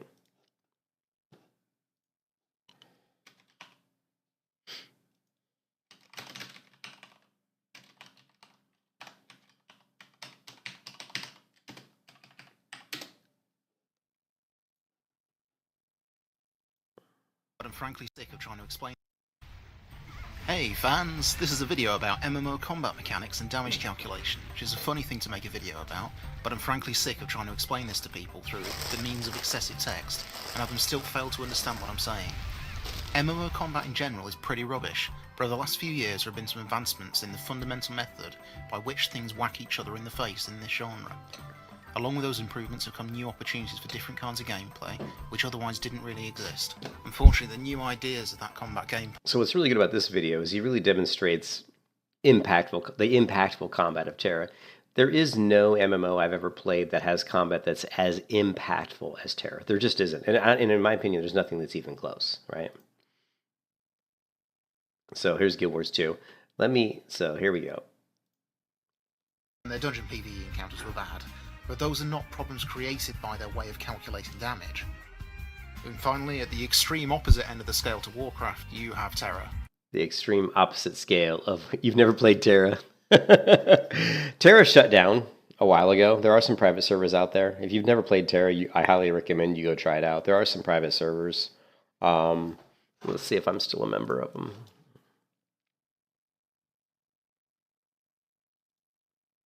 Terra Starscape is one of them. Let's see if it's still active. We've got a post from 12.8, so definitely the server's still up. There's also, let's see. I know that one of them shut down, but Starscape's a pretty decent one. There's also Comunidad. Let's see, Comunidad 0. What I like about this one, and the thing is, if you go into these games, there's not going to be anybody in them, right? There's literally not going to be anybody in the game, but because there aren't that many people playing, but you can download the game and play it. So what I like about Comunidad is it's the closest one I found to the original version, as I believe it still has the Island of Dawn. I don't think I have this installed on my computer anymore. I used to. No, it doesn't look like it. But we can download the game. Did it download? I don't know. Click download game. I'm clicking download, nothing's happening. That's not good.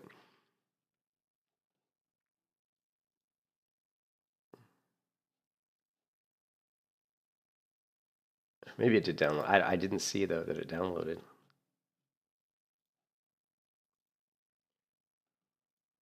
Yeah.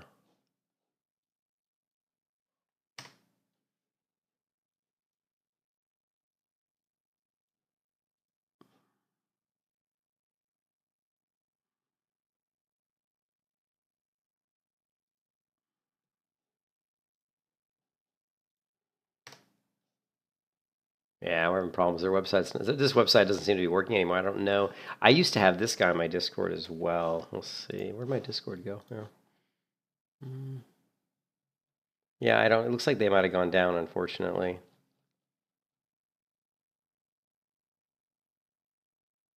Oh, there's Terra CZ. Is this one still up? Doesn't. There's no recent post. Okay, so it looks like this one's still up too. So there's definitely some private servers. All right, Terra CZ. Well, this is it. This is community. This is it. The Terra CZ is the community.0. Let me see if welcome.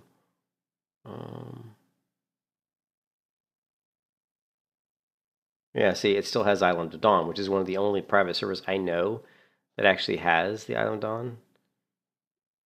Let me see if I'm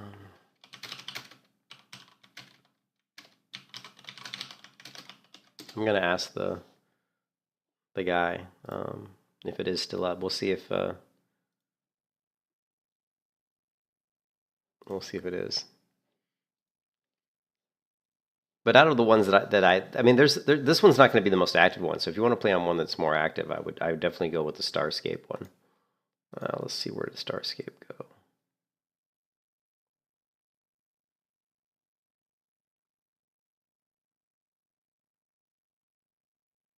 I have so many servers. Oh, and if you have you played Elion? If you haven't played Elion, you should try that as well. That one's actually, you can still play. So this one's still up as well. If you guys haven't played Elion, Elion's similar to Terra in combat. But anyways, Terra is a really, really good game. But like, they shut it down. They screwed the hell out of Terra. They messed it all up. Here's the Terra Starscape. I'll give you the Discord on that. You can just talk to people in there, figure out how to play this game. Anyways, What? So this is Terra. This is Terra. So when you talk about impactful combat, there is no MMO that I've ever played that has combat that's as impactful as this game, right? So check it out. At the end of the scale to Warcraft, you have Terra. Wait, let me find that rogue melee clip again because I want to put these side by side. World of Warcraft. Ow. Damn, do I even need to comment on that? So yeah, this is what it looks like when, instead of a big number for a crit on your user interface, you do combat feedback through the animation of hitting something really hard in the face with a giant hammer. I was going to do a comparison to a Paladin, but I never got around to logging one on. But moving on, that's the cosmetic difference, and I really wanted to talk about... Actually, there was no stagger animation there, though. You saw this wasn't getting staggered. There are stagger animations. I don't know why this particular... Probably because he's enraging. The gameplay differences. I'm just making a note that Terra feels satisfying in a way that you could never achieve with the WoW method of doing damage. If you want to see... Which happens to be the same way... Yeah, if you want to see what Terra looks like, you can just go to my channel and do a search for Terra. And let's go to... That's Nerfed Crab. Can we do by date? An error.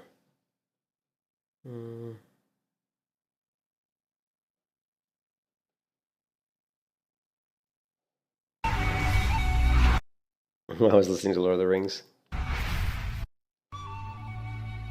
Okay, so here's me playing an archer class, and I'm going to try to solo this. This is what's called a BAM, a big ass monster.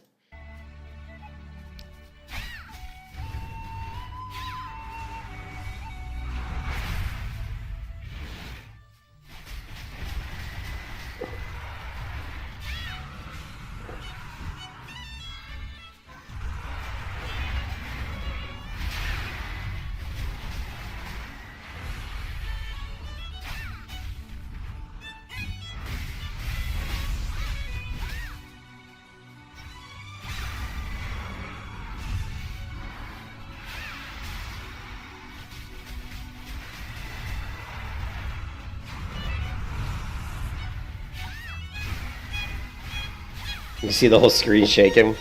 When that monster hits the ground, the whole screen shakes. But yeah, you kind of get the idea. I mean, that when that monster's stomping around, the whole screen's like shaking. Man. It's a matter of sound effects or it's a matter of design. Yeah, it looks fake. Yeah, I mean this game isn't even it's an alpha, so like I wouldn't look at this and be like, "Oh, okay, this is how the game's going to be." But like that's just my my initial reaction. Oh yeah. I never played Final Fantasy VIII. Yeah, the two-handed weapon, or sorry, the dual-wield weapons is much better. Oh shit, it's a giant dick. Wow. That's cool. Oh my god. What the fuck? Is this Atlantis?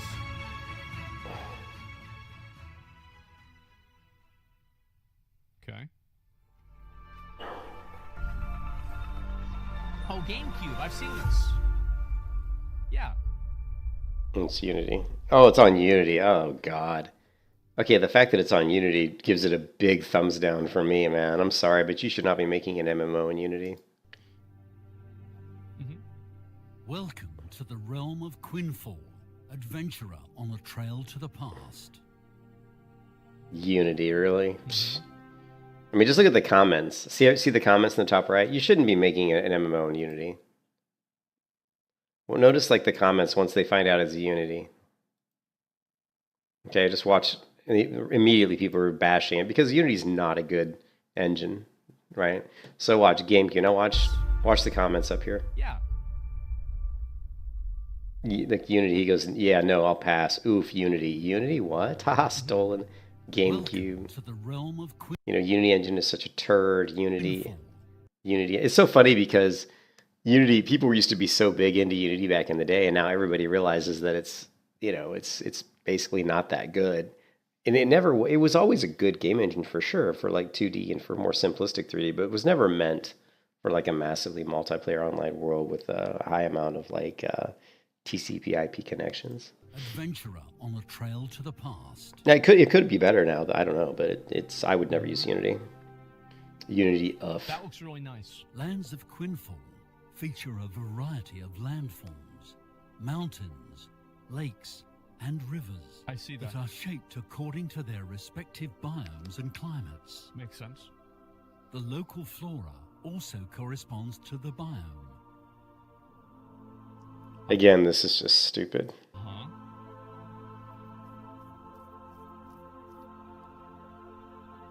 It's such cut and paste. Like, so much of this is just cut and paste, right? And it doesn't have, there's nothing to it. It's just walls. There's no, oh, okay, there's a tree here. That's the first thing I saw in this whole scene that wasn't just like walls and stairs and statues. And the trees are all just, I hope this place has flying mounts. there's nothing here. The windows don't even look like windows. They're just like, you know what I mean? They're just very simple, clear windows. There's nothing to them. I don't know. I'm not a fan of this at all. I think this looks like shit. City. That area really wasn't very impressive. No, it's not impressive. It looked like shit. Personally. It looks like shit. There's like a certain element of like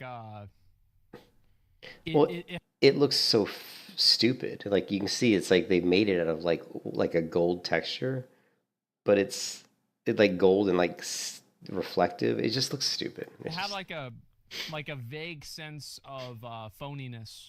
Yeah, totally it was, phony. Too shiny, too weird. Mm-hmm. I will say, however, this looks really nice. Yeah, this looks better. I really like the way this looks. This looks better. This is great. Like the lighting is way better. The textures are better. It just looks way better. Are strategically spread across cliffs, shores, mountains, and even underground in a vast 2016 square kilometer land. Okay, that's a long. That's a lot. That's like the U.S. In this world, seasons and weather conditions like rain and snow interact with your character as well as objects.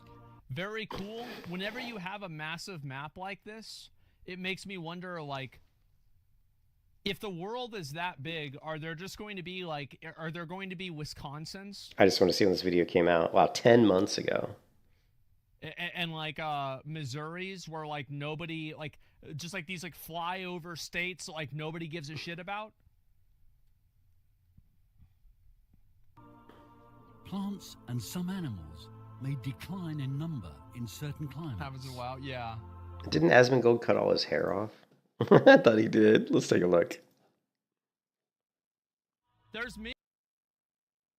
No, I guess he didn't 5 hours ago. This has been an ongoing power struggle between, for anybody who hasn't caught up with this, there are basically people that are called localizers that are effectively cultural translators for anime. And then what they do is they change the meaning of different things that are said to mean something totally different to make it congruent with their worldview. They're basically so bad at their job that they become... Yeah, so this is, they're just more fucking, this is just more stupid ass, you know, the more stupid ass woke bullshit, in my opinion. It's just dumb. I mean, you know, when you translate the Bible, you don't try to change its meaning. You're just trying to make it more clear. So translators, yeah, they shouldn't be doing that. Shots fired on Missouri. Well, when do you have it? Like, yeah. Yeah. I can't even... Idaho. Yeah, what happens in Idaho? Where they make potatoes? What else? Okay, we saw this. Texas is anybody? Texas? Got it. I want to see what he says about these animations because they're pretty rough. NPCs. Okay, so they have like Dark Souls level storytelling? Or that style? Like, with having something like this, where like, oh, everything's player driven, etc. Oh, let's see what he says about the character models. Over 100 details. The character creator. In the face alone. Characters look good. You are able to create a unique character. I can see that. Details of skin color, hair, Her eyes, head's too big, and by the body way. These heads are too While big. tattoos and accessories allow further customization. So by that character model exhibition, we can clearly see there is a boob This slider. world offers you 11 money. different improvable professions Okay. inspired by the Middle Ages. Yeah, of course. You can hunt for treasures in secret areas, dungeons, open fields, and underwater.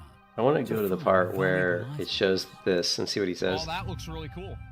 This looks great. good. Yeah, look. Oh shit. The story A of blimp. Grimfall A blimp. allows you to use items that originate from different ages or ancient times, and even travel in time. Why would you want to travel in How the time? fuck, bro? Yeah, like, exactly. How is that? How is that gonna work? Wait, what? Wait. Yeah, see, exactly. That was like my response. Like, why would you travel in time in an MMO? I mean, they did it in WoW, and it's just dumb. Traveling time is just, you know, if you're going to start off and show a game that's an MMO and it's got all those fantasy elements, and you've got a video that's 16, no, that's his video. But if you look at the original one, I don't know, it's pretty long, right? Like, if we go here. I didn't All want right, to do let's that. take a look at it. Hold on, I Okay. screwed up. Decipher codes in order to discover some areas. Great. Okay, let's do this. So, you have a video that's 11 minutes, 52 seconds long, and you don't even mention the fact that you can travel time until like 8 minutes in or some shit. Like, where is it at? I don't know. It's in here somewhere. Oh, it's right around here. But anyways, you're like, most of the way through your video, and all of a sudden you drop this bomb. Oh, and you can travel through time. I mean, you can't pitch an MMO that has time travel. I don't think. I think it's just a stupid mechanic, and I think that like if you're going to make a game that has MMO elements to it, I think if time travel is part of the game, that has to be one of the primary parts of the game. That has to be brought up in context immediately, because that's such a bizarre thing to put in an MMO that if you're going to do that, I think that should be like the cornerstone of your game, and the gameplay should be built around time travel, because that's just too big of a thing to just casually throw in as some sort of a bizarre, unique like side system, unless it's just something that tells the story and is part of like enhancing the story of the game. There's plenty of games where you kind of sort of time travel, or you do like cuts, flashbacks. that aren't really time travel, but you're like doing these flashbacks. Oh, I see a vision of when I was, of something in the future, or do a cutscene where I'm remembering back to when I was, 5 years old and this happened, and now it makes perfect sense to me, that kind of shit. But to be able to actually travel through time and acquire items from different periods of time and then use them in your fantasy game seems like such a major side system that I think that, I just think it's weird that they would go through like most of the content of the game and just all of a sudden throw that in there. That seems very bizarre. Oh shit. The story of blimp. Queenfall allows you to use items that originate from different ages or ancient times, and even travel in time. How the What? fuck, bro? Like, What? how is that? How is that gonna work? Wait, what? Wait, what the fuck are you? Huh? You can establish your home in certain areas. And I like how some people in the chat are like, that sounds cool as fuck. I mean, you can't please everybody. Like, every time I say something's bad or stupid, there's going to be someone who says, this is amazing, this is great. You know what I mean? Which is why there's so many different versions of games, and which is why MMOs fail, right? Like, if you have an MMO and you're appealing to a lot of different people for a lot of different various reasons, that's not always a good thing. That's not always a good thing. You're better off to make an MMO that has its own identity, that fits into a certain type of MMO, that like it's medieval, it's very true to like Lord of the Rings style of fantasy universe, because you're going to get people that like that a specific type of a universe, and it's easy to market the game, it's easy to communicate what the game is, because everybody has a frame of reference, or if you make a game like supposed to be like medieval times, like knights and shining armor and Merlin and, that type of stuff. Again, people have a frame of reference. But if you make a game where it's like, oh yeah, we're going to have a game that's got ogres and it's got orcs, but then we're also going to throw in time travel. Well, now you've fragmented the game into kind of two completely different types of ideas, two completely different types of segments. And so you're going to get some people that are like, well, I really like this part about the game, but I hate this part. And then the other people got to be the complete opposite. Well, I really like the time travel, but I hate this, fantasy shit because I'm sick of playing that. I've done it 1,000 times over. So, you know what I mean? So I don't think it's a good idea to do that. I think you're better off giving your game a real identity and focusing on key tenets of what your game is all about. And I think doing time travel along with basic fantasy stuff like crafting and gathering and riding a horse and fighting gnolls and orcs and that kind of, I just think it doesn't feel like it really fits, and it should be a separate game. If it's going to be about time travel, it should be about time travel, and the game should be advertised as a game where that's one of the cornerstone systems of the game. So otherwise you're going to have people that are going to argue amongst themselves like, well, I really like this, well, I don't like that, you're stupid, you know what I mean? And it's confusing also to market a game like that. And decorated with Bro, that hundreds of escalated real quick. That Yeah. went 0 to 60, yes. Let's areas and decorated let's rewind What? this. Wait, what the fuck are you? Huh? He's like, what the? You can establish your home in certain areas and decorated with Bro, that hundreds of escalated real objects. quick. That went 0 to 60, yeah. Snap back to reality, what the fuck? I mean, this is really nice. Sure. Queenfall's seas are as lively as its lands. Okay.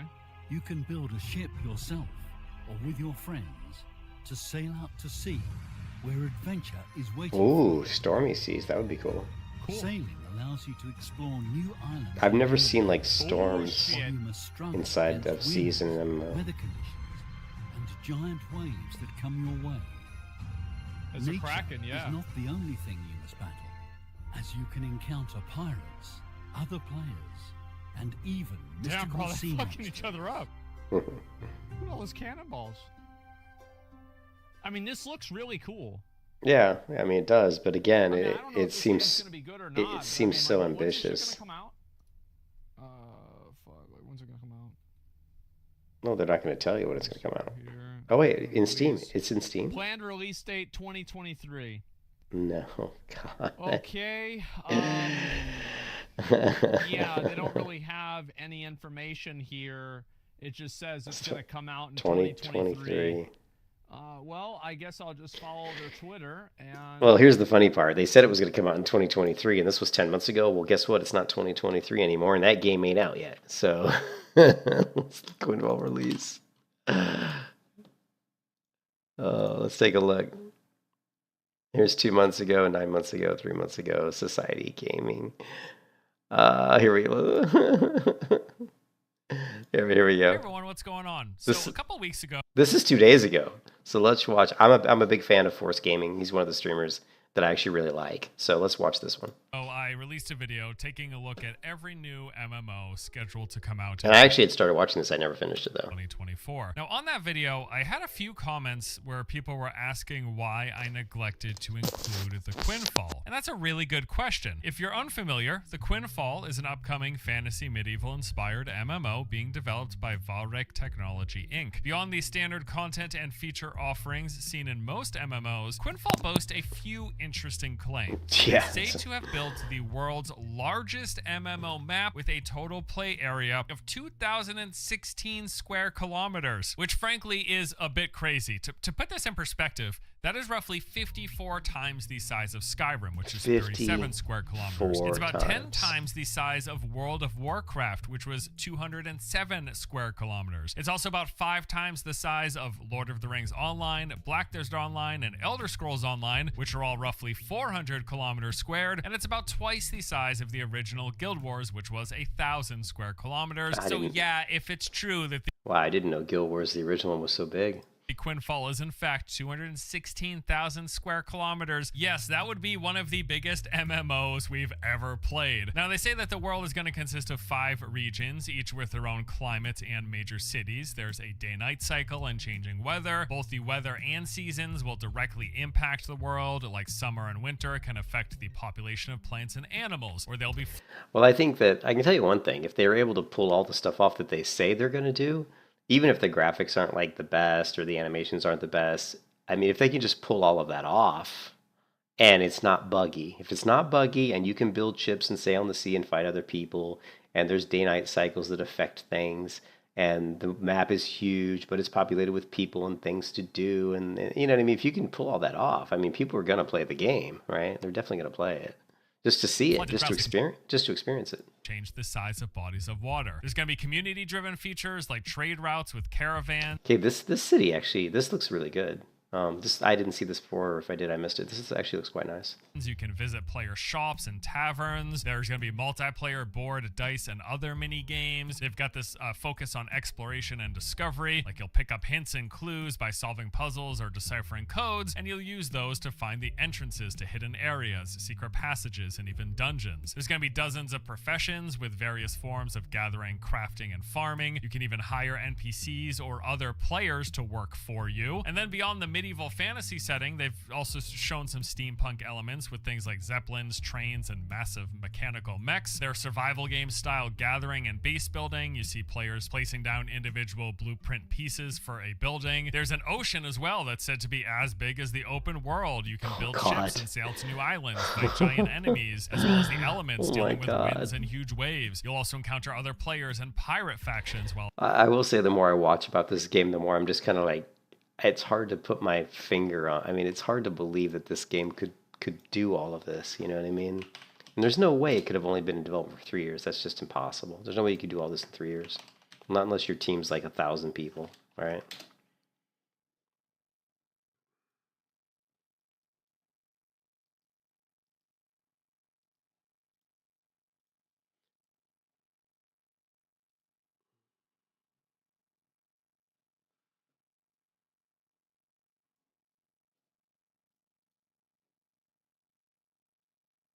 Okay, well, here you go. It says right here that they have 51 to 200 employees. So right off the bat, that's pretty interesting. Also, they were found in January 2021, which means they could have only been working on this game for probably not much longer than that, right? So yeah, the game's only been...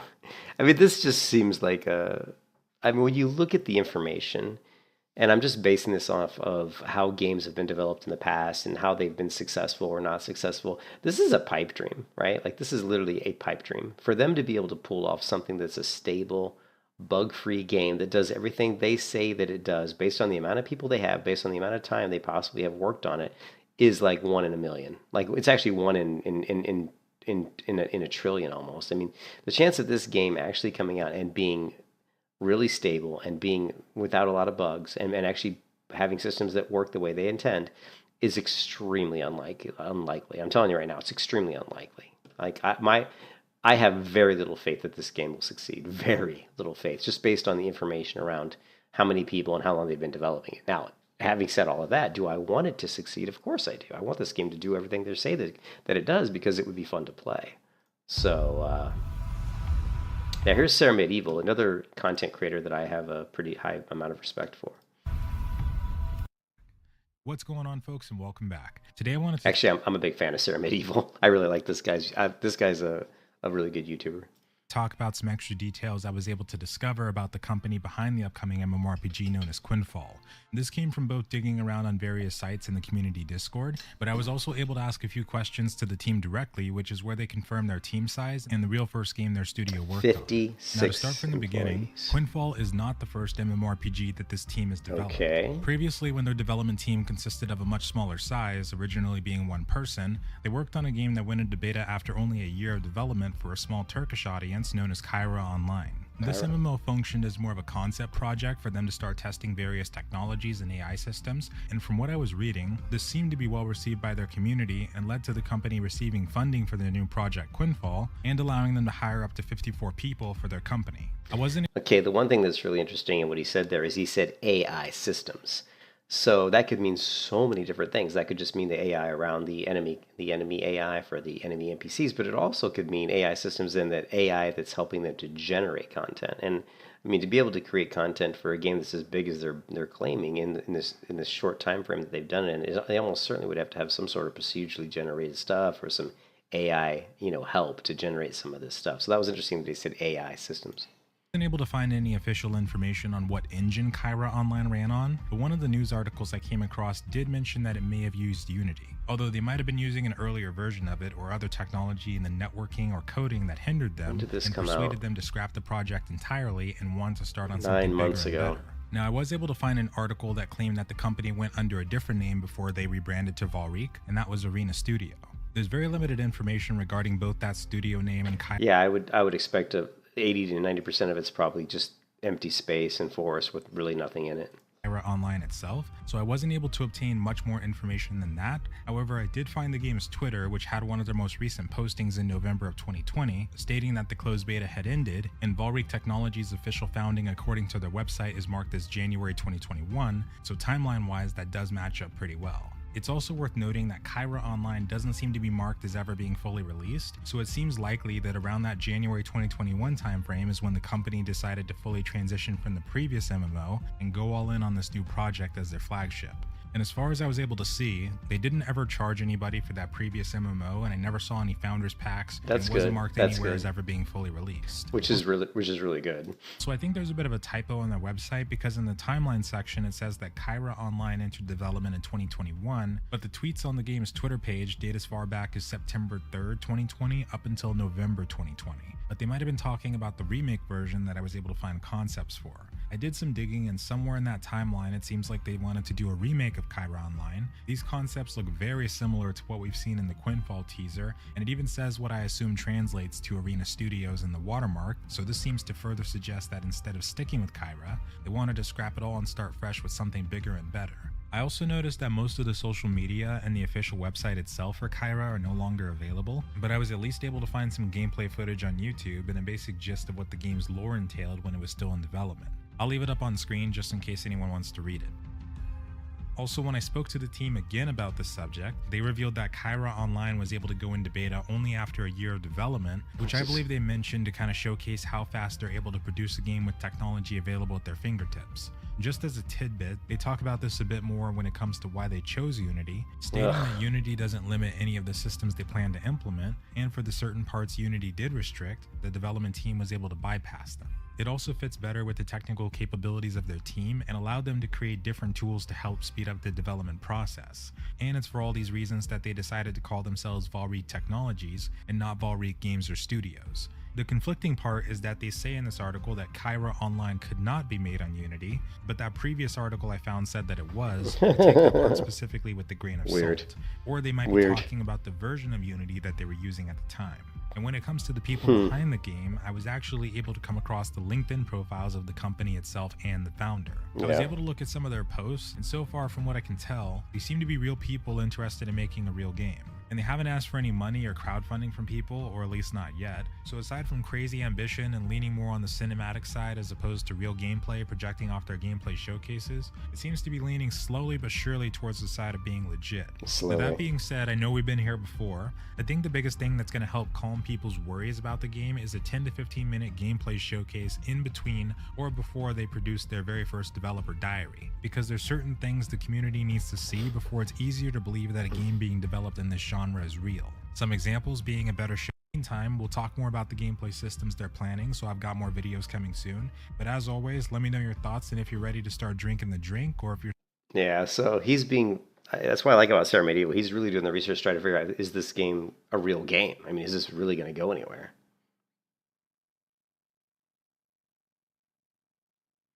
Yeah. I haven't looked at his...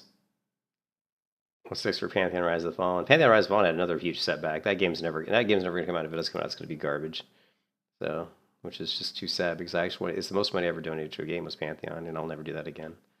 Never do that again.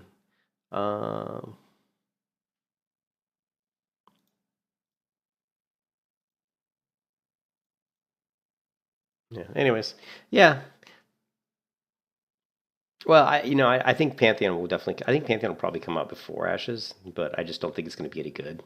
So what was this game called? Quinfall. Yeah. So what he's saying right now is there really isn't any real gameplay footage. You're just seeing what looks like staged stuff. But here, the Windfall MMORPG has revealed the character selection screen, loading screen. So let's take a look at this. Today we're going to be talking about some Quinfall. There was a screenshot, 2 screenshots released earlier this morning actually. One of the character creation screen after you create your character, not while you're in it. And another one of a loading screen. They wanted to get some feedback on how the UI looks at the moment. Although they said in-game, and I don't really think this is considered in-game for either of them. But no. I mean, it technically is within the client. But when you're talking about in-game, you'd probably expect to see something that's actually in-game once you log in fully. But as far as the loading screen goes, I mean, yeah, it looks as good as you could probably expect. It's got some decent designs there, a little bit of a... So, yeah, I think... Let's see. The game will be utilizing an action...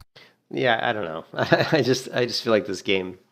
seems like a pipe dream. I mean, honestly, like I said, I have very little faith that Quinfall will be anything good. But we'll just wait and see. Hope that I'm wrong. Combat system with basic and heavy attacks, dodges, blocks, and various spells and abilities. There will be PvE activities from fighting basic enemies to huge bosses. We've seen sandworms, krakens, and dragons. But anyways, I've got to go to the bathroom, guys, and I think I'm going to take a break. I haven't eaten anything to eat other than some crackers, so I'm going to take a break, and then I'm going to come back, and we're going to continue to play some World of Warcraft. I will catch you guys then. Everybody's